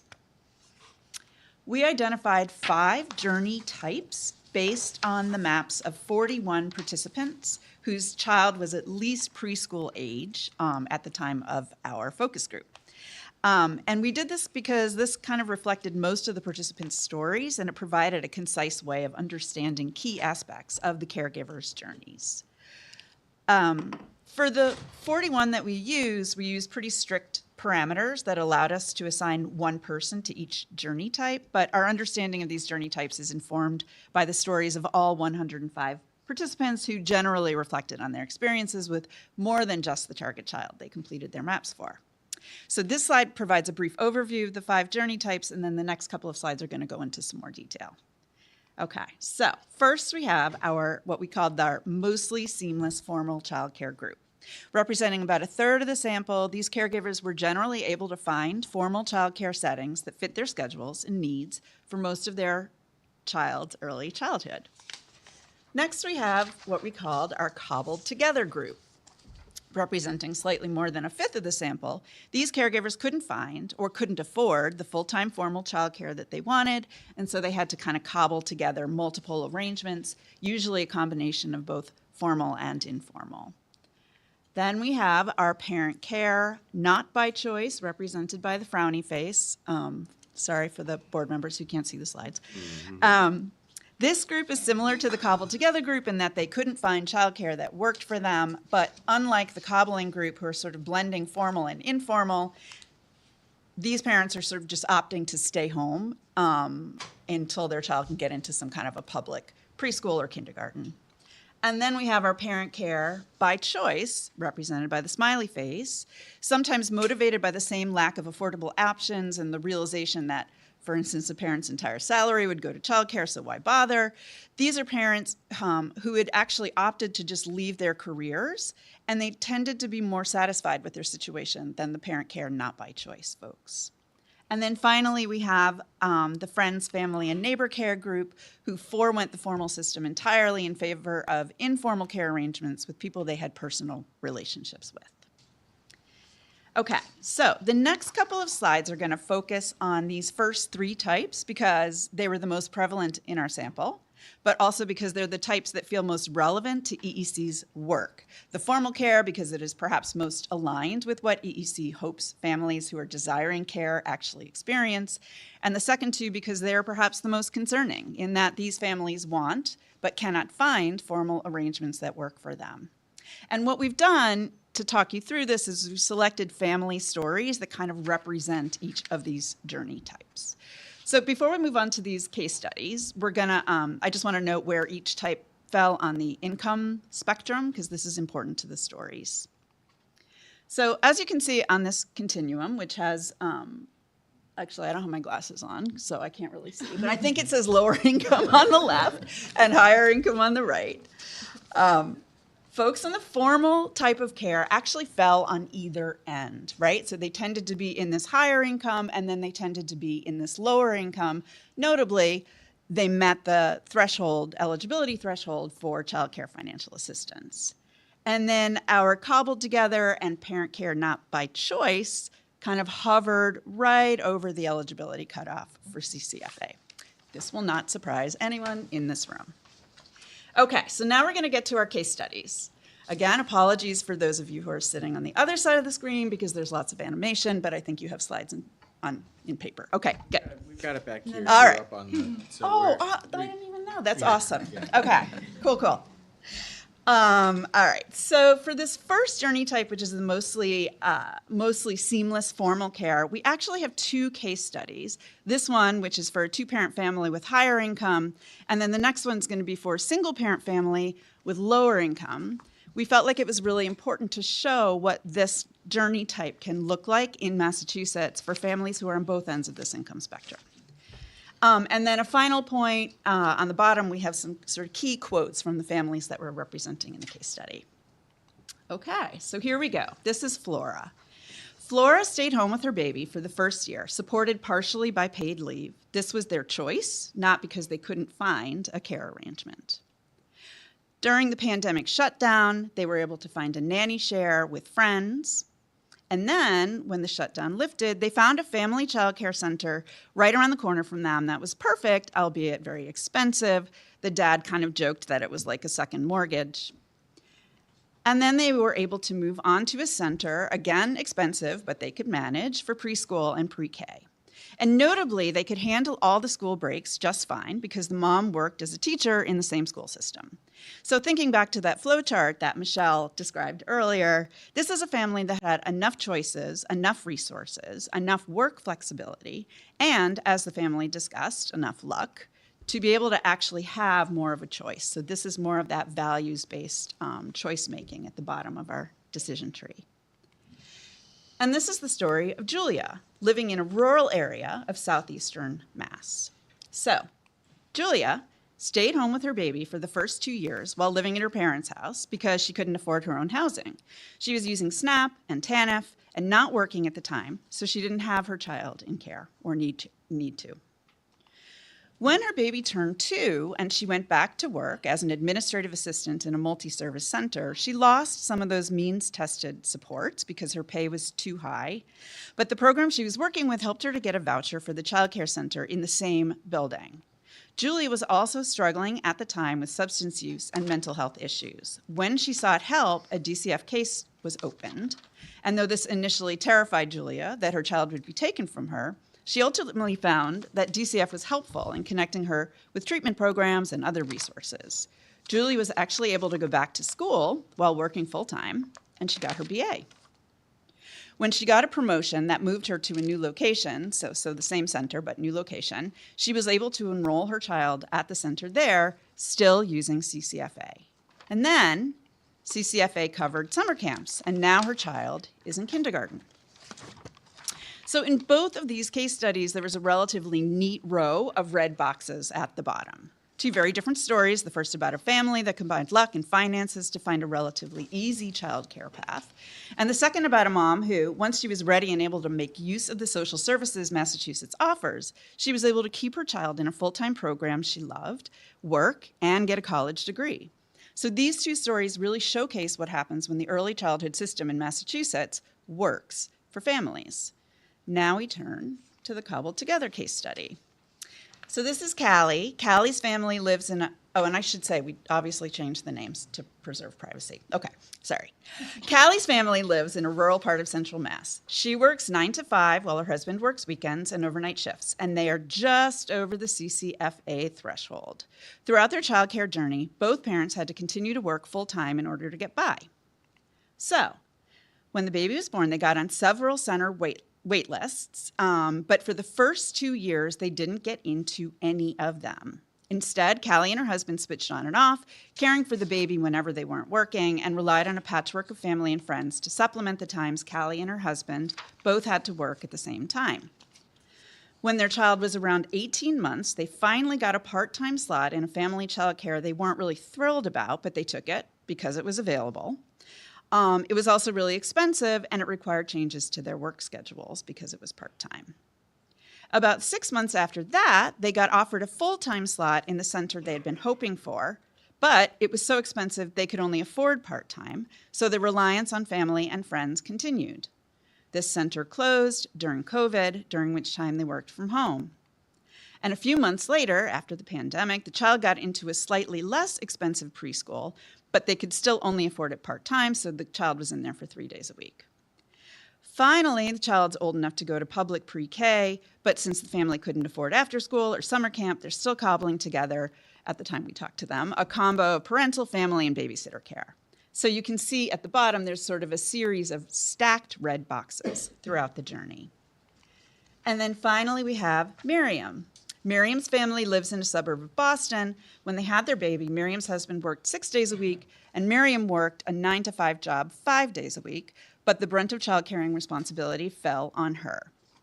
They earned, again, just too much to qualify for benefits and not nearly enough to pay for childcare. Miriam had paid leave through her job, and then she arranged a schedule where she could work 3 days a week from home and 2 days a week at the office. Grandparents, and her husband when he could, covered the days when she had to be at work. So her job allowed her to work from home, but she still had to work that 9-to-5 schedule. So for the first 2 years of her child's life, she worked full-time during the day while caring for an infant, who then turned into a toddler. When she had her second baby during COVID, she had to quit her job to stay home full-time. She actually was able to start her own business so that she could have more flexible hours, like be able to work on weekends and nights. But she was still working full-time, this time while having 2 young children at home. During this whole period, they remained on childcare wait lists, but they never got into a center that was affordable and felt safe to them. And then, like Callie, even once her child got into public school, after school and summer camps were out of their financial reach. And Miriam really, when she was telling us her story, she told us that she really struggled with depression and anxiety throughout, and she felt really frustrated by the lack of resources and supports available to her. So, as demonstrated through these case studies, there often seems to be a mismatch between what caregivers are looking for in terms of care and what they're able to access. So here we have some survey findings. In the survey, we had asked caregivers, if childcare was free for your youngest child, what would best allow you to work? And you can see here, folks are mostly looking for childcare that is open for more hours of the day and is flexible about when their child attends. There were some differences that emerged based on financial security, with those who are less financially secure preferring those longer opening hours, as well as transportation and weekend availability. And then finally, we asked survey respondents whether challenges with childcare had impacted their ability to work. So keep in mind that this question was asked of everyone, people using childcare, searching for childcare, cobbling together different arrangements, et cetera. And the majority of folks that we spoke to surveyed reported some negative work impacts from challenges related to childcare, with almost half noting that issues with childcare caused them missed work, and around a quarter felt that childcare challenges contributed to their inabilities to advance their career. And now I think back to Erin. Okay, so we're on the last section of this presentation, and we're going to talk a little bit about how caregivers felt in terms of satisfaction and their expectations. So despite some of the challenges that we've presented to you today, we found that caregivers were actually largely positive about where they ended up. So you can see this on the slide. We asked caregivers in the survey the question, how would you describe your childcare arrangements for your youngest child? And most caregivers, close to 90%, said that their childcare was as good as they could have hoped for or better. The survey also suggested caregivers were generally satisfied with the things that mattered most to them. there's too many bars on this slide, but let me just draw your attention to the top and the bottom. So as Michelle mentioned earlier in the presentation, we asked caregivers what mattered most to them in the survey in terms of their search. And then for the things that mattered most to them, we followed up with the question to ask how satisfied they were with those characteristics. So at the very top of this, you'll see that there's safety and cleanliness is the top bar. So about 1,000 parents ranked safety and cleanliness as being most important to them.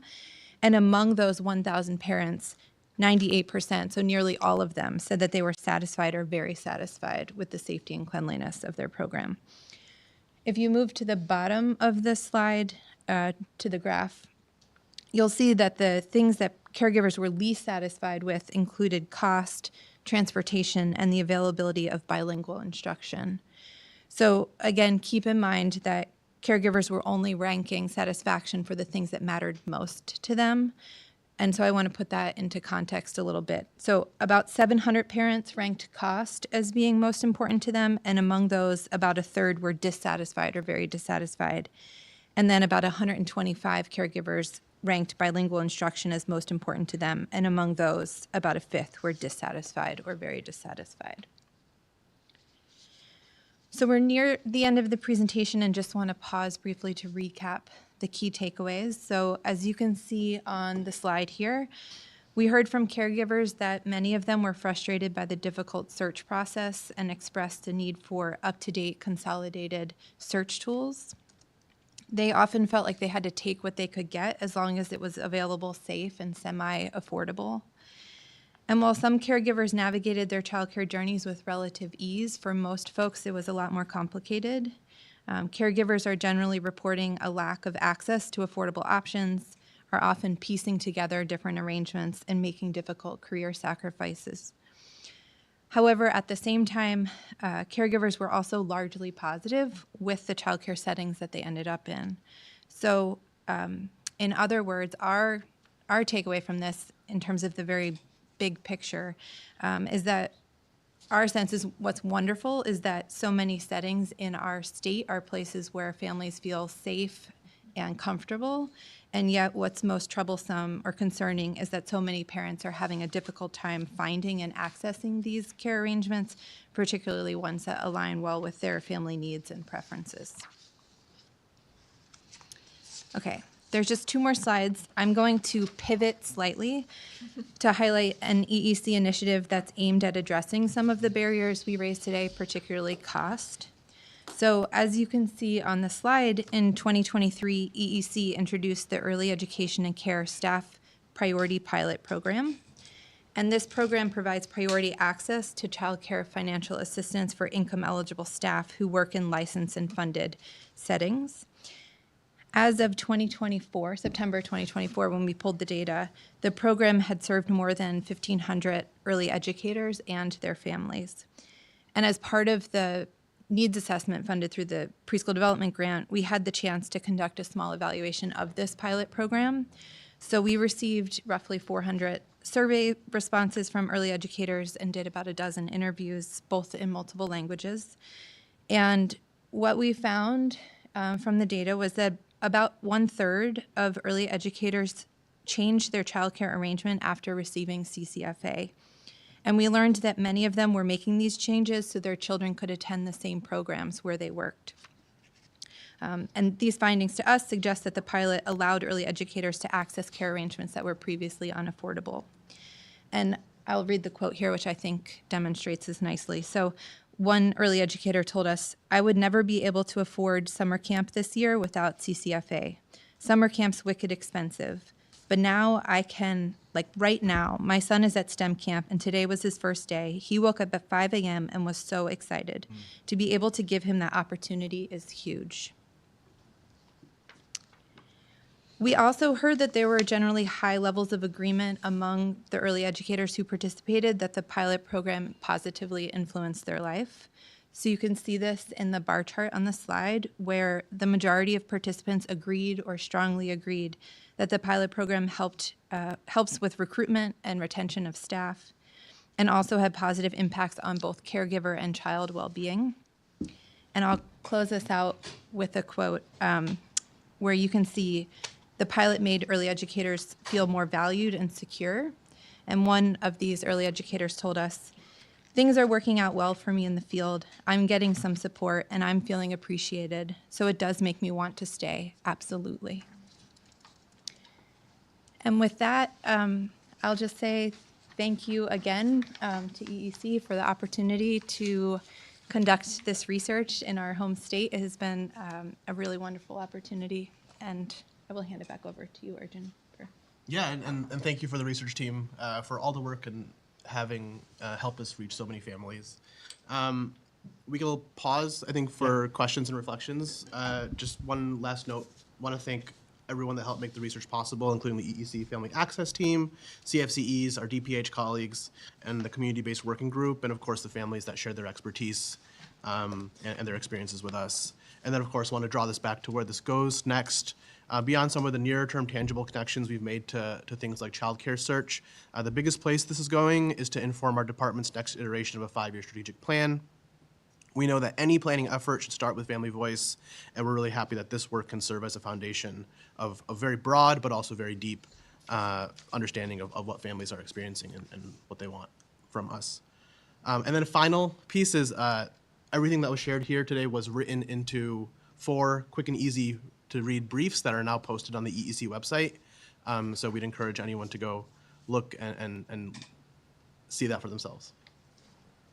So I think as we have time, we'll pause for questions. First, let me just say thank you. This work is so important, and to really understand, like, I love the journey maps, because I think those are just really help you get inside the hearts and minds of people that are making really important decisions for them, their family, and it really does lay out the work that we have, and which we often talk about is kind of how and if there are ways to support folks that are right outside that CCFA line, like that middle class that, you know, we think about that needs the supports.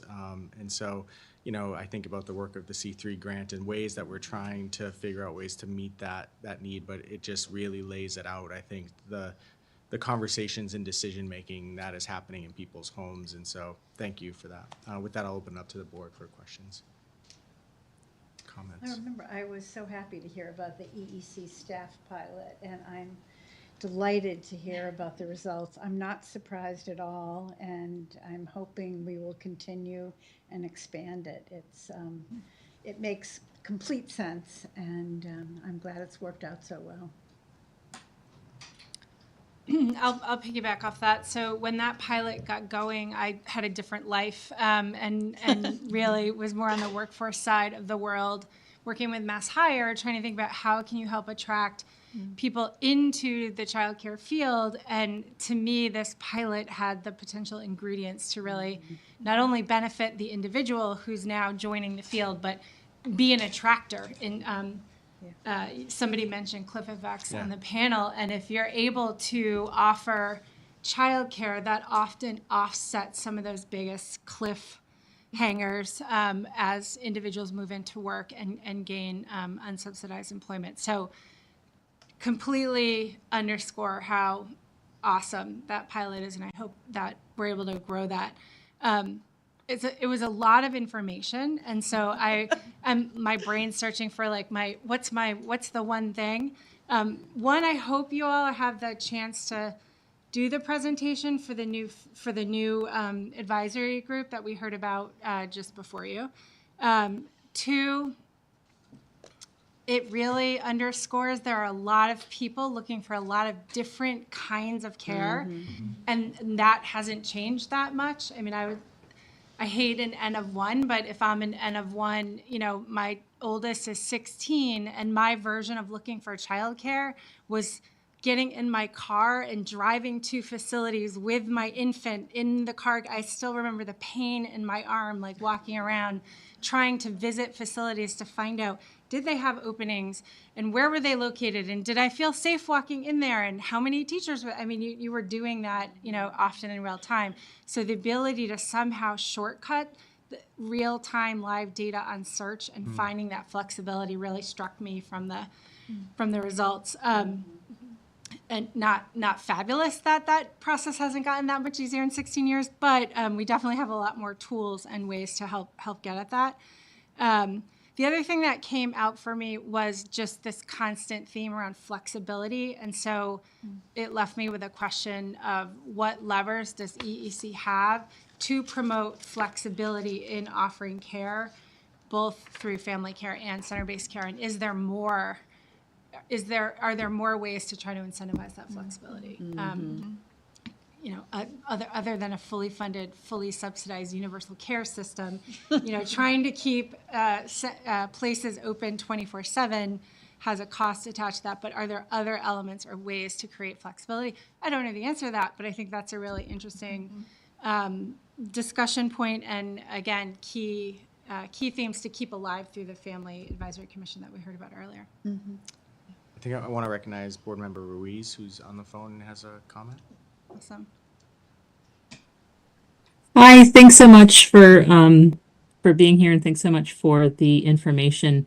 I'm really delighted to have such a wonderful deep dive into how families are thinking and feeling. As the family representative, I'm always trying to sort of bring that perspective. So it's really nice to have a statewide sort of assessment here that we can really take and use in our next strategic planning process. So I really appreciate this, and very consonant with a lot of what I hear from parents that I talk to out in the world. And unfortunately, it hasn't really changed too much in 16 years. I also did the thing of lugging my child around, my infant child around to all of these different childcare providers, trying to find somebody, doing it in multiple different languages, depending on what folks were speaking. So that's something that I hear time and time again, and hopefully is something that we can think some more about into the future.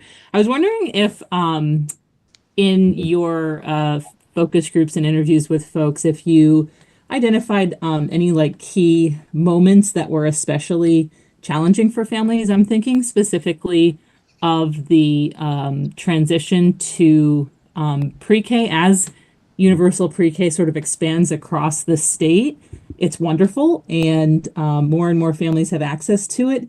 And in my experience, at least in the families that I've spoken with, there's no coordination between the sort of school districts and EEC to help folks to kind of navigate between their different options as their child turns either 3 or 4, depending on, when that pre-K is starting. Thank you for that question. Yes, that definitely came up. I will say that was not, so that sort of, I think the relief that came to being able to move from paying for private care to a public situation kind of overshadowed the challenges that people might have felt at that transition point. So it didn't reveal itself as a huge inflection. But what I would say to that is that in general, people really did not have the information. I mean, we are totally a broken record here. Didn't have the information they needed to sort of make these decisions. So it wasn't just that moment when the child turns 3 or whatever. Generally, people knew that if there was a public pre-K. But, sort of all through their journey, having to rely on this mishmash of like word of mouth. I mean, and I'm not sure if that came through in the presentation, but that was sort of the number one thing that people wound up defaulting to, was like word of mouth. And I will say the experience of running these focus groups was really fascinating, because they almost served as sort of support groups in and of themselves. Like, we allotted an hour and a half, and I will say that every one of the focus groups we did could have gone on for another 2 hours. People were exchanging information by the end of it, kind of desperate to talk to each other about these issues and kind of get information from each other. So I would say that no one inflection point stood out as worse than any other one. Rather, it was a series of transitions that were perplexing and anxiety provoking for families. Which goes to your point, though, about the childcare search. Like, no one knows where to go. Like, to Yeah. just find information, right? So they're leaning on community to do that right now. Yeah. I think, and I love your N of 1. I think anybody who has a kid in Massachusetts is an N of 1 at this point. just a very quick irony to point out that one of the members of our team, who lovely enough just had a baby, just sort of had to tell us the difficult news within the past week that she can't come back to work because she can't find a childcare provider that she can afford. So, you know, it's a tough situation. Thanks, Nikki. Any other comments, questions? I have, I have a quick, Yeah. quick comment, actually somewhat related to some of the public testimony today. You know, I can see the value of the CCR&Rs in our state. I mean, there is a foundation system that has existed for years, but I think that has been distracted with crisis or the capacity issues, a lot of redirecting or pivoting, change in administrations. I think it's, you know, there's a lot of visioning right now happening, a lot of good things, and I just want to keep in mind that CCR&Rs are there, and this data tells me that there is need for, again, we don't want to call it hand-holding, but guidance, because not one case is the same as the other, and I think that's really, when they had the capacity and when they were functioning at their best, they were able to give guidance, and regardless of income levels, and just direction, and they were the place, and they still are actually the place to go. It's mostly the place to go to get a voucher now, but they really did and have done so much more that is not necessarily the priority, but should be as well for all parents equally. Right. Dr. Lucas. A couple points. I think match and selection is incredibly difficult. If any of you have used things like Yelp to find a restaurant, like hit or miss, right? Like how do you use Yelp? Do you just go to the only 5-star, even though it only has 1 review? Right? And but that's the thing, is it's already hard with restaurants, and this is a sector with our most important treasure, which is our youngest children, right? So we're not just gonna throw away, go try it with our most important youngest children. So how we do match and search, I think, matters. I think you all have highlighted the importance of the relational nature of the field itself when it comes to how caregivers and families identify, because in the relationships, they're asking people they trust, right? What's your opinion? What did you do? What should I do? And for any of us in the room, I think we can relate to understanding, even in the world of restaurants and Airbnbs and what to do, you're going to rely on people you know to give you trustworthy information about where to eat, where to stay, let alone what type of childcare to pick and who to go with and all of those things. We see this on the educator end too, which is interesting, right? And I think, Maria, you might know this way better than me, but on the educator and provider end of things, when folks are learning to enter the field, or when folks are learning how to navigate the field to sustain their businesses, they are also relying on their peers and trusted supports, inclusive of their families.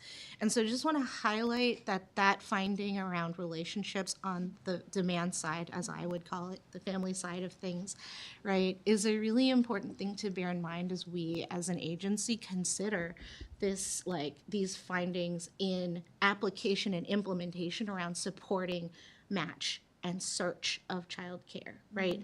There is a merit, and I'm not a parent, but my sister is, and I've watched her journey very up close. I will host my 5-year-old niece for April vacation for reasons. But I've been along for this journey where my sister also had baby in tow, walking door to door, looking for childcare, and there's merit to that. I don't think it's the best, or I wouldn't call it efficient, but there's something about walking into a place, looking around and understanding real quick, will I vibe here? Will my family fit here? And I don't want our policy solutions to discount the value of doing that. I do want to help our policy solutions help that become more efficient. So instead of walking all over town looking for signs, maybe we can have a more concerted search. Maybe it's these 5 places that I'm going to visit in the next 2 weeks, right? So there's ways that I think our tools have improved, but how do they support our families as they do this? And I think you've helped enlighten that. And I think in concert with some of the other data and research that has come out, so namely, I think Dr. Liebman from the Rappaport Center came and presented to us in November, I think it was. And so there's some overlapping information in Dr. Liebman's report. Wendy Robeson and I did a report on specifically family child care on the supply side. And so like there's a little bit of overlap in that. You know, I hate to talk about this leads to more questions, but what is the meta-analysis across these 3 studies? And probably there are other studies that helps inform EEC action. And I'm not sure who's responsible for that, right? I don't know that it's your TIER and MEF team, nor my Northeastern Wellesley team, nor Dr. Liebman's responsibility to meta-analysis all of these things and cobble together what have we learned. But perhaps in concert and with EEC, Ashley White, sorry to give you more work, right? But like I wonder how we can provide resources that synthesize some of the findings across our studies so that we can deliver it to groups like the Family Council, to groups like CFCEs, to groups like the CCRNRs, who can then help support and craft what does this mean, what does this look like in terms of EEC's role, what implementation looks like, and who else may need to walk into this space to support this ability for families to get what they need. So thank you for enlightening all of that for us. I'm smiling because the fact that we are having a conversation of doing a meta-analysis on all the robust research we have to inform policymaking is just incredible. So, And I will say that yeah. actually Jeff Liebman and I have a meeting that we just arranged next week to just chat about research because our paths have crossed in other ways. But I want to highlight what you're saying, Kimberly, because I just feel like it is so important that we figure out ways, especially in the upcoming year, to maximize and leverage the work that we're doing by coordinating with each other. Absolutely. So thank you for that. And just one last thing, I'll just really double down and highlight the use of journey mapping and the incorporation of qualitative human-centered design tools in the research work and the data work, right? Like stories are data. And expertise comes from lived experience. And so in concert with the family advisory that is coming up, how cool is it to be able to have this tool available and at the ready, already used? We've already road tested it in terms of understanding people's journeys. And I'm looking forward to the family advisory really coming in and really making it their own and bringing their own stories and their own journeys into this space so that we can understand really, really what does this mean? What does this look like on the ground? Thank you. Any other comments? Well, let me just, Jess, Michelle, Aaron, thank you for your support of the work that we're trying to do and looking at everything we do in a very comprehensive way. And the family voice is critical to it. And I'm thinking about even the flow of today's meeting on some of the topics and how they have intersected with this presentation, including the topic when we come back from break, which is around the grants that we provide so that there are safe and clean facilities and schools across the Commonwealth. And so it all connects to the levers that we have in order to meet the family needs and characteristics of what they're looking for in a child care provider and facility. So I appreciate your leadership and talent being shared with us. And Urjan, thank you for your leadership as the lead here on the team on this really important work. And thanks for being here today. Thank you. Thank you. Thank you. With that, we'll take a 5-minute break. Thanks.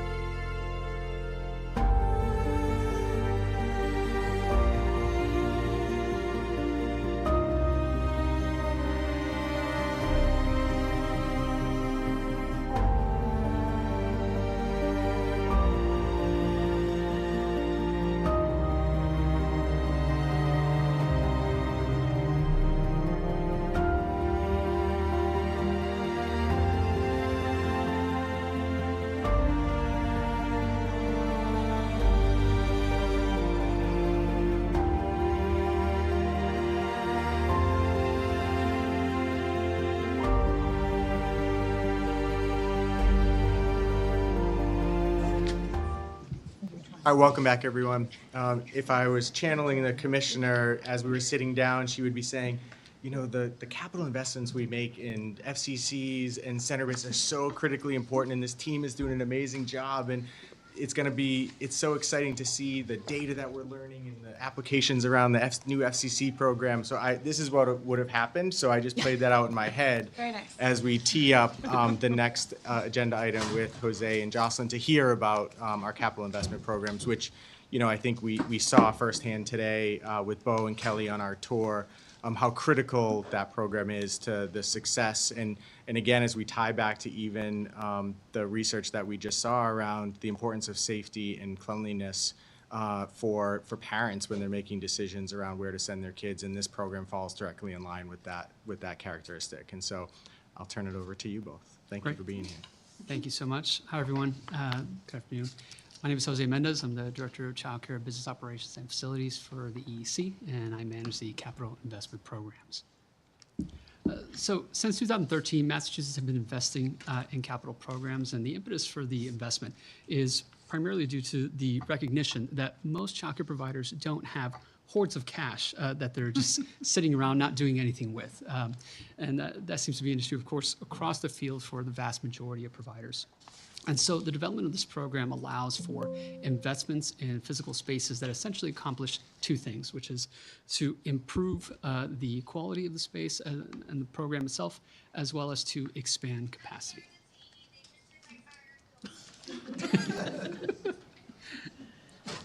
So why capital investments matter? So first and foremost, they support high-quality learning environments.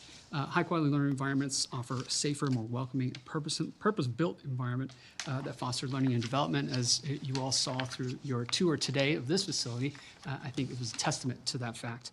The impact on the children is notable, especially when you're talking about interior renovations. These capital improvements make it possible to create environments that are developmentally appropriate, ensuring space meets physical, social, emotional health needs of all children. And then finally, the impact on educators is also notable because when a space is refurbished and looks like a high-quality space, then the staff person feels valued and is more likely to stay with the organization if they feel like their work is valued. They're also able to leverage the space and the improvements to continuously provide a high-quality experience in terms of education for all the children participating. So the capital programs that we have right now are appropriated through the Governor's Annual Capital Improvement Plan with funding appropriated from the FY24 budget through the Fair Share Amendment.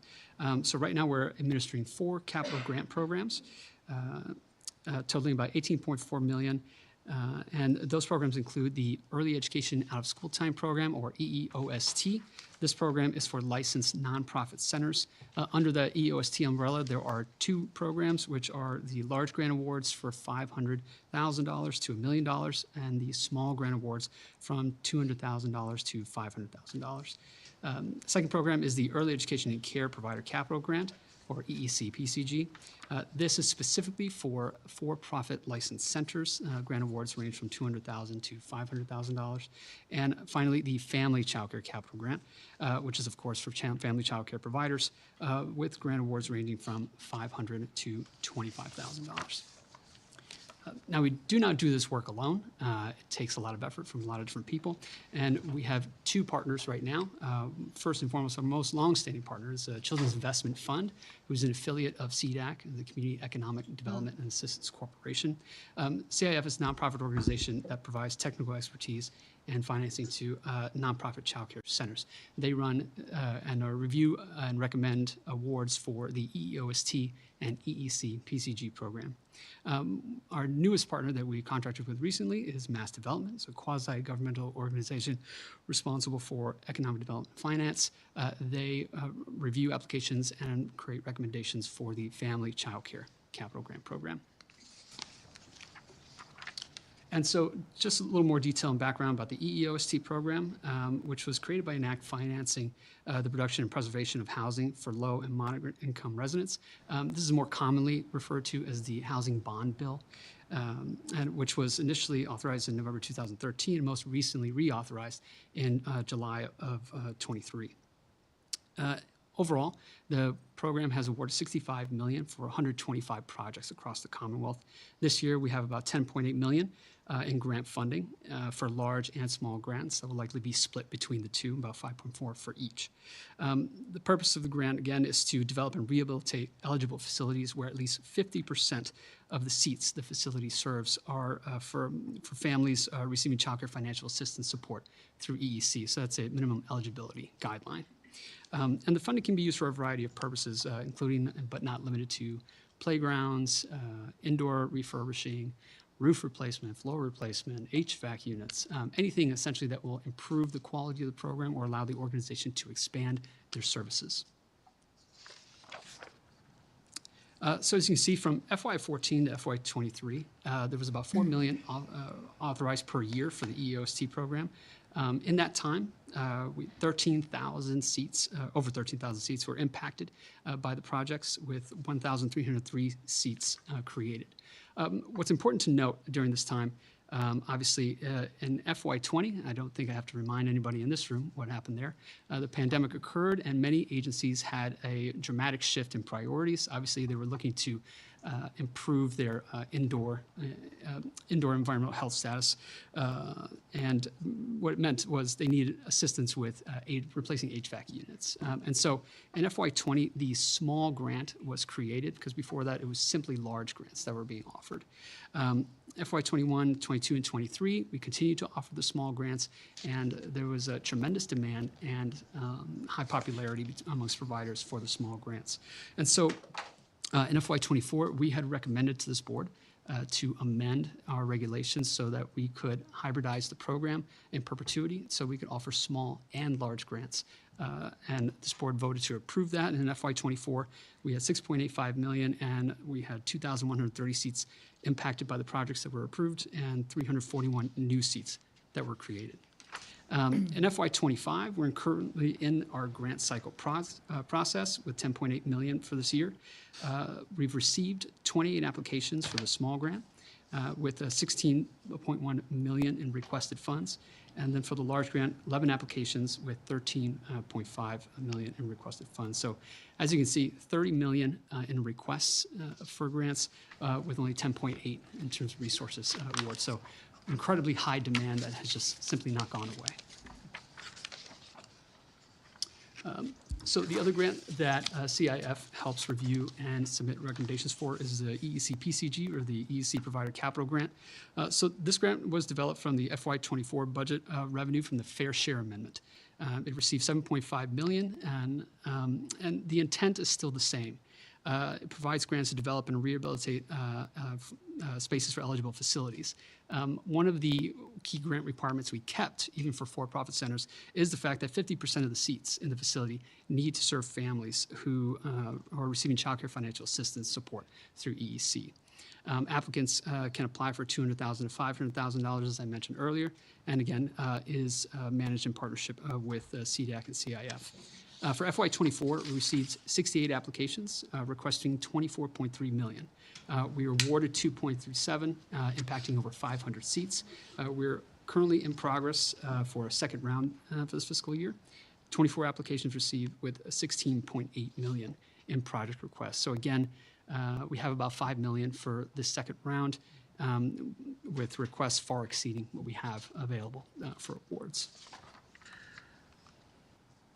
And finally, the Family Child Care Capital Grant, again created through the FY24 budget and revenue from the Fair Share Amendment, $7.5 million for family child care providers. Now, while the EEC PCG grant was essentially mirrored off the success of the EEOST grant, we had to modify the capital opportunity for FCCs so that it's based on the feedback that we received from the Request for Information Center we held last November. As you recall, we found out that day that our capacity for Zoom was 500. We've since corrected that, and it's up to 1,000 now. But we received a ton of feedback from FCCs. We gathered all that feedback and then created an application that we thought was accessible and met the needs of family child care providers across the state. So we're currently in the beginning of executing the first of 2 rounds of funding.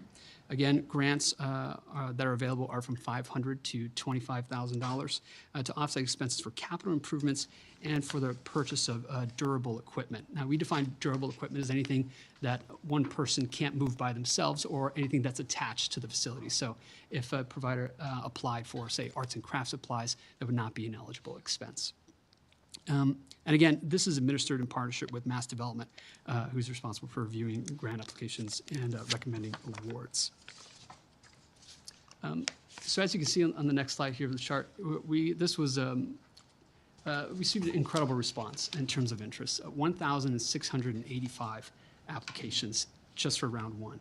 I should remind the board that when we initiated the pilot, which we call the pilot round, because this was the first time that FCCs had ever had an opportunity to apply for capital funds, we committed $2.5 million for the first round, not knowing how much interest we were going to receive.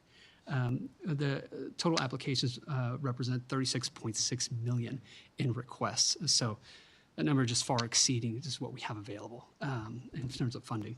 You can see here by the charts the applications by region. Obviously, the Northeast region is 491 applications, followed by the Central region with 363.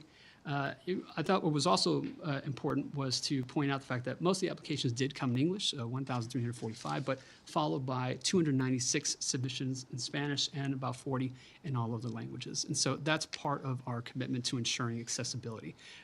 Those who are awarded, we will continue to interact and respond with FCC providers in the language of their preference.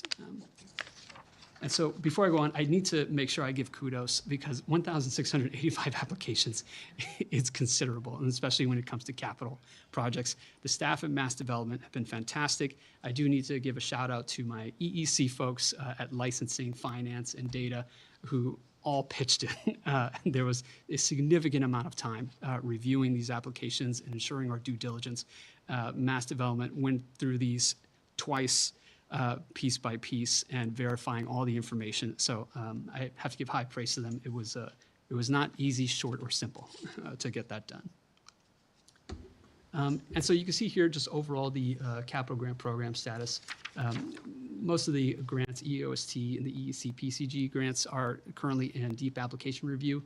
We are about ready to make award recommendations for the FCC capital grants. We're hoping to have grants awarded by the summer and then have grant agreements by the end of summer at the latest fall of this year. So, sorry, I ran through a bunch of information very quickly. I'll pause here for questions. Jose, thank you for the presentation. And, you know, obviously really struck by, I think, the FCC response. I mean, the numbers are just incredible. Right. And over time, as this program develops, like, it would be curious, and I know Secretary Howe mentioned this program at the task force release about what a great interagency partnership this has been with Mass Development. These are small businesses throughout the Commonwealth, and, you know, just over time, hoping that we can understand the story that all those applications might be telling, even if we are unable to fund a lot of them. Mm-hmm. But it just feels like there's obviously a demand. But are there other ways that we can help, you know, business owners navigate other resources that may not be within EEC? So I'm not no need to answer that now unless you have a thought on it. But, like, I just think if I'm sitting, I don't know how your application process works, but I'd be like, wow, they just keep coming, right? They just keep coming, and they're coming, and $36 million worth of requests. Like, it's showing that there's something, and we know from our other research that FCCs play a really important role in a community, and so how we again try to figure out how to intersect all this information, I think, would be really interesting. Sure. I think I can speak to at least in some way. The good news is that there is going to be a second round, and there are going to be more dollars available for that second round. So even for the providers who don't get awarded this time, I would say refine your application, look for the announcement for the second round, because it should amount to essentially almost $5 million. Mm-hmm. So almost double than what we had initially announced for this round at this point. Great. Mm-hmm. Yeah, just over time, be interesting to see any trends of like just what the story is there. Yeah, I think just one other thing to call out in response to your question about, you know, can we also find other resources as part of the task force work? Yeah. We also are coordinating with the Office of Economic Development and their business front door. Yeah, and some great. of the small businesses supports that are available, and thinking about ways that we can really tailor those supports and support our our educators, FCC, and also those running center-based programs and accessing some of those resources as well. And I think that's what I was getting at is how does this program might be a front door, right? Because of a trusted relationship that FCCs have with EEC that might allow us to kind of help maneuver some of the other opportunities within government that support small businesses. So that's great. Thank you. No, it's Yeah. point taken. Questions, comments from the board on? Oh, great. Okay, great. So the next program I'm going to talk about is a new program, the Early Childhood Emergency Fund, something that's coming near and dear to my heart. So the purpose of the fund is to minimize care disruptions and ensure children have access to safe and nurturing environments when a provider runs into an emergency, that is a flood or fire. As you may know, in the past, EEC hasn't really had the mechanisms or the resources to respond in a way that, other than being able to sort of like halt licensing expectations and then just keep in touch with the provider. And so what this offers us is an opportunity to do a little more than that. Let's see, this program is funded by the Child Care Quality Fund, which annually generates about $100,000, and that's through the purchase of special charitable license plates. And so the maximum award per site per year is $8,775. In FY25, we've helped 6 providers receive funding, total funding for $44,000. 3 of those were FCCs supported through fires, and 3 centers supported through fires and flooding. Very simple for providers to apply. If something were to occur, they can reach out to their licensor or their regional licensing office, request an application, and that application will be forwarded to the appropriate staff. But pretty simple and straightforward. You know, I would only encourage that if you'd like to support this program, you can do so through the RMV's website, the charitable license plate purchase. So in theory, I mean, a lot of times when these plates come out, like you do a big initial kind of marketing push and you hope and then it kind of quiets, right? But in theory, if you did that again, maybe that 100,000 becomes a different number, right? Potentially. Yeah. It could be a nice opportunity. We've got lots of advocacy groups, lots of people in our tent right now. It might be worth kind of doing a reminder of this kind of opportunity in a small way to be helpful. So, great. Okay, great. Actually, I have a question. Yes. Sparked by, if I could backtrack to the capital funds, but this is sparked by something you just said, which is that the application is really easy. For FCCs who are interested in round 2 for the capital funds, if they have already submitted an application, would they need to completely redo that application again? Or is there a way for them to submit, would it be the same form? So that they could then submit the same information easily? Or is there a click this so that I can use my same submission from last time? Sure. I'm thinking about the burden on time for them in terms of. No, definitely. And I think as I mentioned, the first round was a pilot round, so it was much as a learning opportunity for us as it was for FCCs. What I can say is, unfortunately, because of the nature of capital programs and the requirement that they acquire invoices and quotes for different projects, those prices change over 6 to 12 months. So unfortunately, we are asking them to resubmit. However, what I would say is even from the first system we used to now what we're doing is we're moving the application to the lead system, which will automatically contain all their provider information, so they don't have to worry about anything about finding their P number or their name, the address, or anything like that. It simplifies that process. It's in the portal that's already used for C3, so they're familiar with it, and all they have to worry about is submitting the information strictly for their project. The guidelines are going to be updated as well, and we're working on that as we speak to make it simpler. And we're also, as I mentioned, committed to ensuring that we're interacting with providers in a language of their preference, and that will continue. Awesome. Thank you. No problem. Thanks, Jose. And thank you. I know some of our partners from Mass Development are here, and so thanks for being here as well. It means a lot and shows the depth and strength of the partnership, so thank you. Great. Great. Jocelyn, you're staying? I'm staying, Jose's staying. Jose's and Adrian is staying. joining us because it takes a team to Yep. run C3. And while Adrian's coming up, I just wanted to sort of map out the layout of this presentation and over the next couple of months, the attention that we're going to pay to C3. Today, we're just going to continue to give further information that we've been gathering around the formula and how it's been working. looking ahead to thinking about what this would mean for the formula going forward. So we're not going to get into formula changes today. We're really just sharing information that complements what we talked about at the last meeting. And then that will queue up further discussions around where all of this might go. So just as a reminder, these are our goals for C3. I don't think I need to spend a lot of time here. They haven't changed. We stand by them. But really, our intentionality is to continue to support universal access to C3. It's a support that all programs can benefit from, while also looking closely at the ways in which we make sure the formula is providing equitable funding for different program types, and also supporting programs that, in particular, support low-income families. And finally, paying attention to predictability of the funding and the fact that programs really do need this money to plan around, and that we want to sustain that component of the grant. This is a quick reminder of the formula itself. Currently, we have the program's license capacity with an enrollment adjustment, which I'll actually speak to in a few minutes, multiplied by a base rate that's based on the program type. So the program type for center-based, it's the youngest age served. For family childcare, it is the staffing of the family childcare, and then whether the program is a full or part-time program. All of those characteristics shape the base rate, multiplied by an equity adjustment that's based on 3 tiers. The top tier, which gets the most money, is for programs that are Head Start programs that serve more than 25% of their license capacity with children with childcare financial assistance, or that are in a community that's been designated as a very low opportunity area by the COI indexed. The second tier, which receives a little less money, but similar amounts, are programs that are either serving at least one, but up to 25% of their license capacity with children with CCFA, or that they've demonstrate some significant investment in scholarships for over 25% of their children. So a really deep investment on the program's part in supporting low-income families.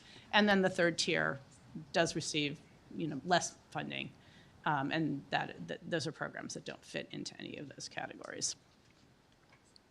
We also, just as a reminder, spoke at the last meeting about the data systemically that we've been looking at and the ways in which we've really seen positive changes in the system over time, both in terms of program stability, the number of programs, and the license capacity growth that we've seen, as well as the growth in educator compensation and improvement in educator retention across the system. And programs do continue to report to us the ways in which C3 is really important in at least maintaining some stability in tuition while absorbing these additional costs that come with particularly the supporting educators.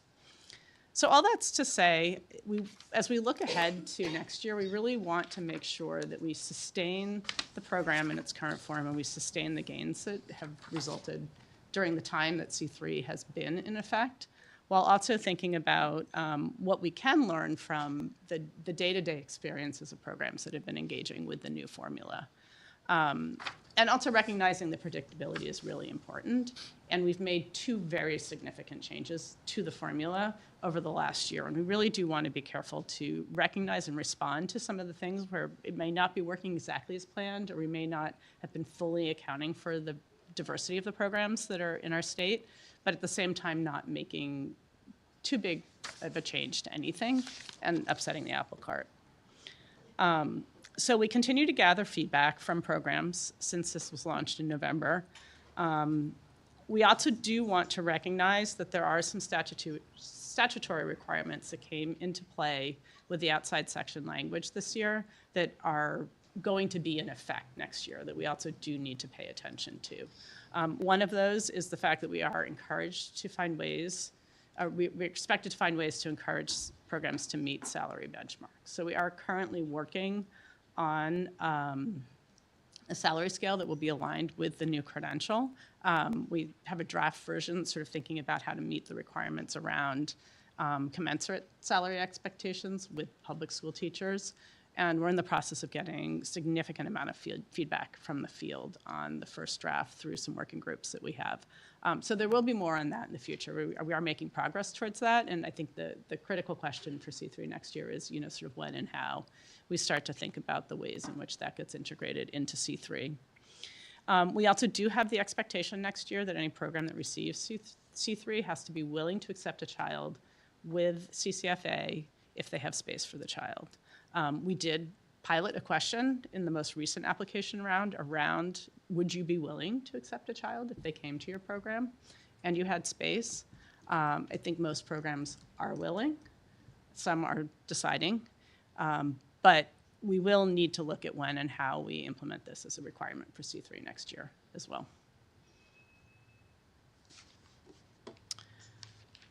So digging in a little bit in some of the things that we've been learning from our regional offices, from direct feedback that we've gotten from programs, from some of the requests for review that come through our system. One thing that we have been paying attention to are the enrollment expectations, particularly on the center-based side. I don't think it's surprising to anyone, but effectively the way we set this up is if you have at least 75% or more of your licensed slots enrolled, you get paid on your full license capacity. If it's less than that, it's prorated by the percent of enrollment. So we also know that through the pandemic and after, programs often tried to maximize their licensed space. You needed more space when you were serving children during the pandemic. Programs have wanted flexibility to continue to expand as they've hired educators during periods of time where maybe not all their classrooms were open. And we also recognize, and I think this harks back to the presentation that we just saw, if we want parents to have choice when they're looking for a seat, we need to have open seats in the system. We cannot have programs that are fully enrolled every second of every day, which, by the way, is if you want to run a financially stable childcare, you do actually have to do. So C3 plays a really important role in supporting a little bit of a buffer space in that place. But what we do see is the programs are incentivized to bring themselves to 75% in sort of their license capacity that is just at 75% of their enrollment. I'm not saying that the right way, but I think you understand what I'm trying to tell you. If they have a license capacity that's much larger than their current enrollment. And I think the question that raises for us, we're seeing a lot of those changes, is that the right buffer? Like, is 25% the buffer that we should have? Is that too big? Is it too small?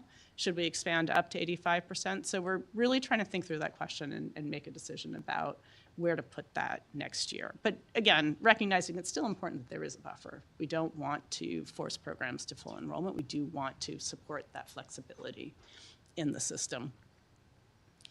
In thinking about the equity adjustments, many appeals that we have received through our system have been from programs that might not be in a very low, the COI adjustment functions based on the census tract that a program is located in.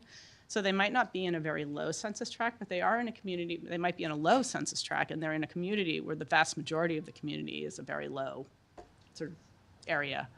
And we do have a process for taking this on a case-by-case basis and looking at the families that they serve and making adjustments as appropriate. But we've recognized that it's important to think about, is there a community adjustment that we might make in some cases where it really is, the community itself is so broadly similar that some slight adjustments in census tract really isn't something that we need to pay attention to in granting the equity tier. So Adrian's team in particular has been thinking about how we might have some communities similar to the universal free and reduced price lunch communities that we have in Massachusetts, where if you are in this town, you are given the equity adjustment.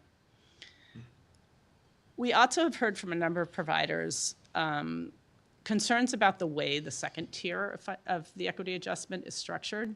So there is a pretty broad range between serving one child and serving up to 24%, particularly for large programs. And I think we've heard that, it really serves to have that much of a jump up for one child, incentivize taking one child, and it doesn't provide a pathway and support for continuing to grow and increase your investment in serving children with CCFA. So we're looking at that and trying to think about, is there an adjustment to the way that tier is structured that is a little bit more graduated and recognizes that there's a significant amount of variation in what programs are doing within that one tier. And finally, we've heard from some programs that the way the CEO compensation ratio is structured is actually potentially creates a disincentive that we don't necessarily want. So currently, if you have a CEO compensation that is sort of 30 times or greater the pay of the lowest paid educator, you do not receive any equity adjustments. It was sort of how it was set in the formula in the beginning. But given the power of the incentive of the equity adjustments to encourage programs to serve children with CCFA, this might not be exactly how we want that to function, and it might be worth rethinking the ways in which the CEO compensation functions. And then finally, we're hearing that there might be some program models that we haven't fully taken into account. The cost modeling work really looked closely at a number of different program models, which drove how we thought about the base rates and the different types of base rates that we structured in this version. But we do hear out-of-school time programs in particular are thinking a lot about the professionalization of their workforce. This is something that we're also working with the out-of-school time field on thinking about how the credential could fit into the out-of-school time world. There's been some exploration of full-time educators in out-of-school time programs that really wasn't accounted for in the cost model. So that's something for us to consider and think about going forward. And we also recognize that there are programs that have really committed significant funding to have the staffing to serve children with particular behavioral needs, some other special needs, children on IEPs, and that those staffing costs are also significant and something that were not really fully accounted for in the cost models that we did and the base rates that were set up around those models. So we're also looking at the ways in which we might account for some of those other differences and build those into the program. So I think this gives an overview of the things under consideration. I will also just highlight that the governor's budget had C3 level funded for next year. We did annualize the new formula when making cost estimates, so that is the right funding to continue the formula in its current form. But it does mean that any adjustments we make, we have to make sure they're cost neutral. So that's another factor that we're taking into account. And I think we'll be thinking about all of these things and thinking both about what we can do to make these changes under those circumstances, but also the timing and what we might do next year and what might be on a longer timeline or set up in some way for next year, but thinking about what the next step could be if additional funding became available for additional efforts on the part of this program. And this is my last slide. We promised we'd get you out of here on time. So we are going to, through May and June, continue to review the formula. We do plan to come back to you with some proposals for your feedback. We are also continuing to gather feedback from the field, and I just want to call out that on the C3 page, it's at the bottom of the slide, on mats.gov, there is a feedback form. So we welcome anybody who has thoughts about aspects of the C3 formula that we should be thinking about that might not be working exactly as planned, or questions, to please feel free to use that mechanism to continue to give us feedback on what we should be thinking about and considering right now as we're doing this review. By the end of June, we do plan to have a relatively fleshed out proposal with your feedback and your agreement. We would then send this out to public comment over the summer. That is a requirement out of the statutory language that we're now operating under. We do also have plans to develop some C3 regulations as well, and those could go out at the same time. And then that would have us coming back in the fall with a revised and final version for your consideration and your vote, with the goal of launching any changes in November, as well as in November, sort of resetting the grant awards the way we did this past year. Any questions? I know Nikki has a question. Nikki? Hi, thanks so much for taking my question, and thank you for all of this great information about C3. My question is just about the consideration of tuition rates in determining C3. I know that we've talked before about the potential for C3 to act as a way for us to try to stabilize or even, kind of push down the costs, and for C3 to sort of provide a sort of fill in between what parents can afford to pay and what it costs to actually run programs. And so I'm wondering you know, if maybe you're saying maybe CEO pay isn't the right thing to be looking at, perhaps, I wonder if we might consider looking at the tuition that they are charging and comparing to others in the, you know, geographic area and saying, okay, if you're charging in the top, you know, 25% of programs in your area, then, you know, maybe you don't get C3 because you're already charging a rate that might cover your costs a little bit better. But if you're sort of paying, you know, if you're charging rather, you know, a lower amount compared to the median, then you're eligible for more C3, something like that. Is that something that has been considered at all? Thank you, Nikki. First, I just want to clarify one thing. When I was talking about the CEO ratio, I was talking about changing how it functioned, not necessarily getting into a discussion about whether it was appropriate metric, or though happy to do that if that's something that the board would like to talk about. I think the answer to your question is more around conceptually, yes, that is, I think, a very important consideration to think about for C3 in the long term. I would say, I think, making a change like that does feel like it falls in the category of a very significant change to the way C3 functions. So I might suggest that that is something that we should continue to think about as we develop and grow this program and think about how it functions in the long term, but it isn't something that we have been looking at specifically for next year.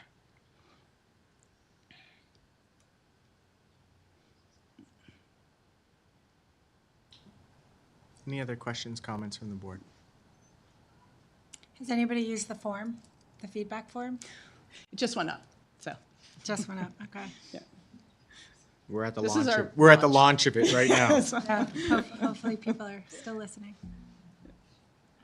All right. All right. Well, thank you. Thank you. Thank you. Or next month. With that, I want to thank Bo, Kelly, and your entire team here for hosting us. I know your day is not over, and tonight I know you're honoring your Youth of the Year, so please enjoy your celebration tonight, and please extend our thanks to whoever that recipient is. Yeah, of course. And with that, I'd like to just make a motion to adjourn the meeting. Next month we'll be back in Boston. Make a motion to adjourn the meeting. All those in favor say aye. Aye. Second? Other way around, but yeah. Second. Aye. I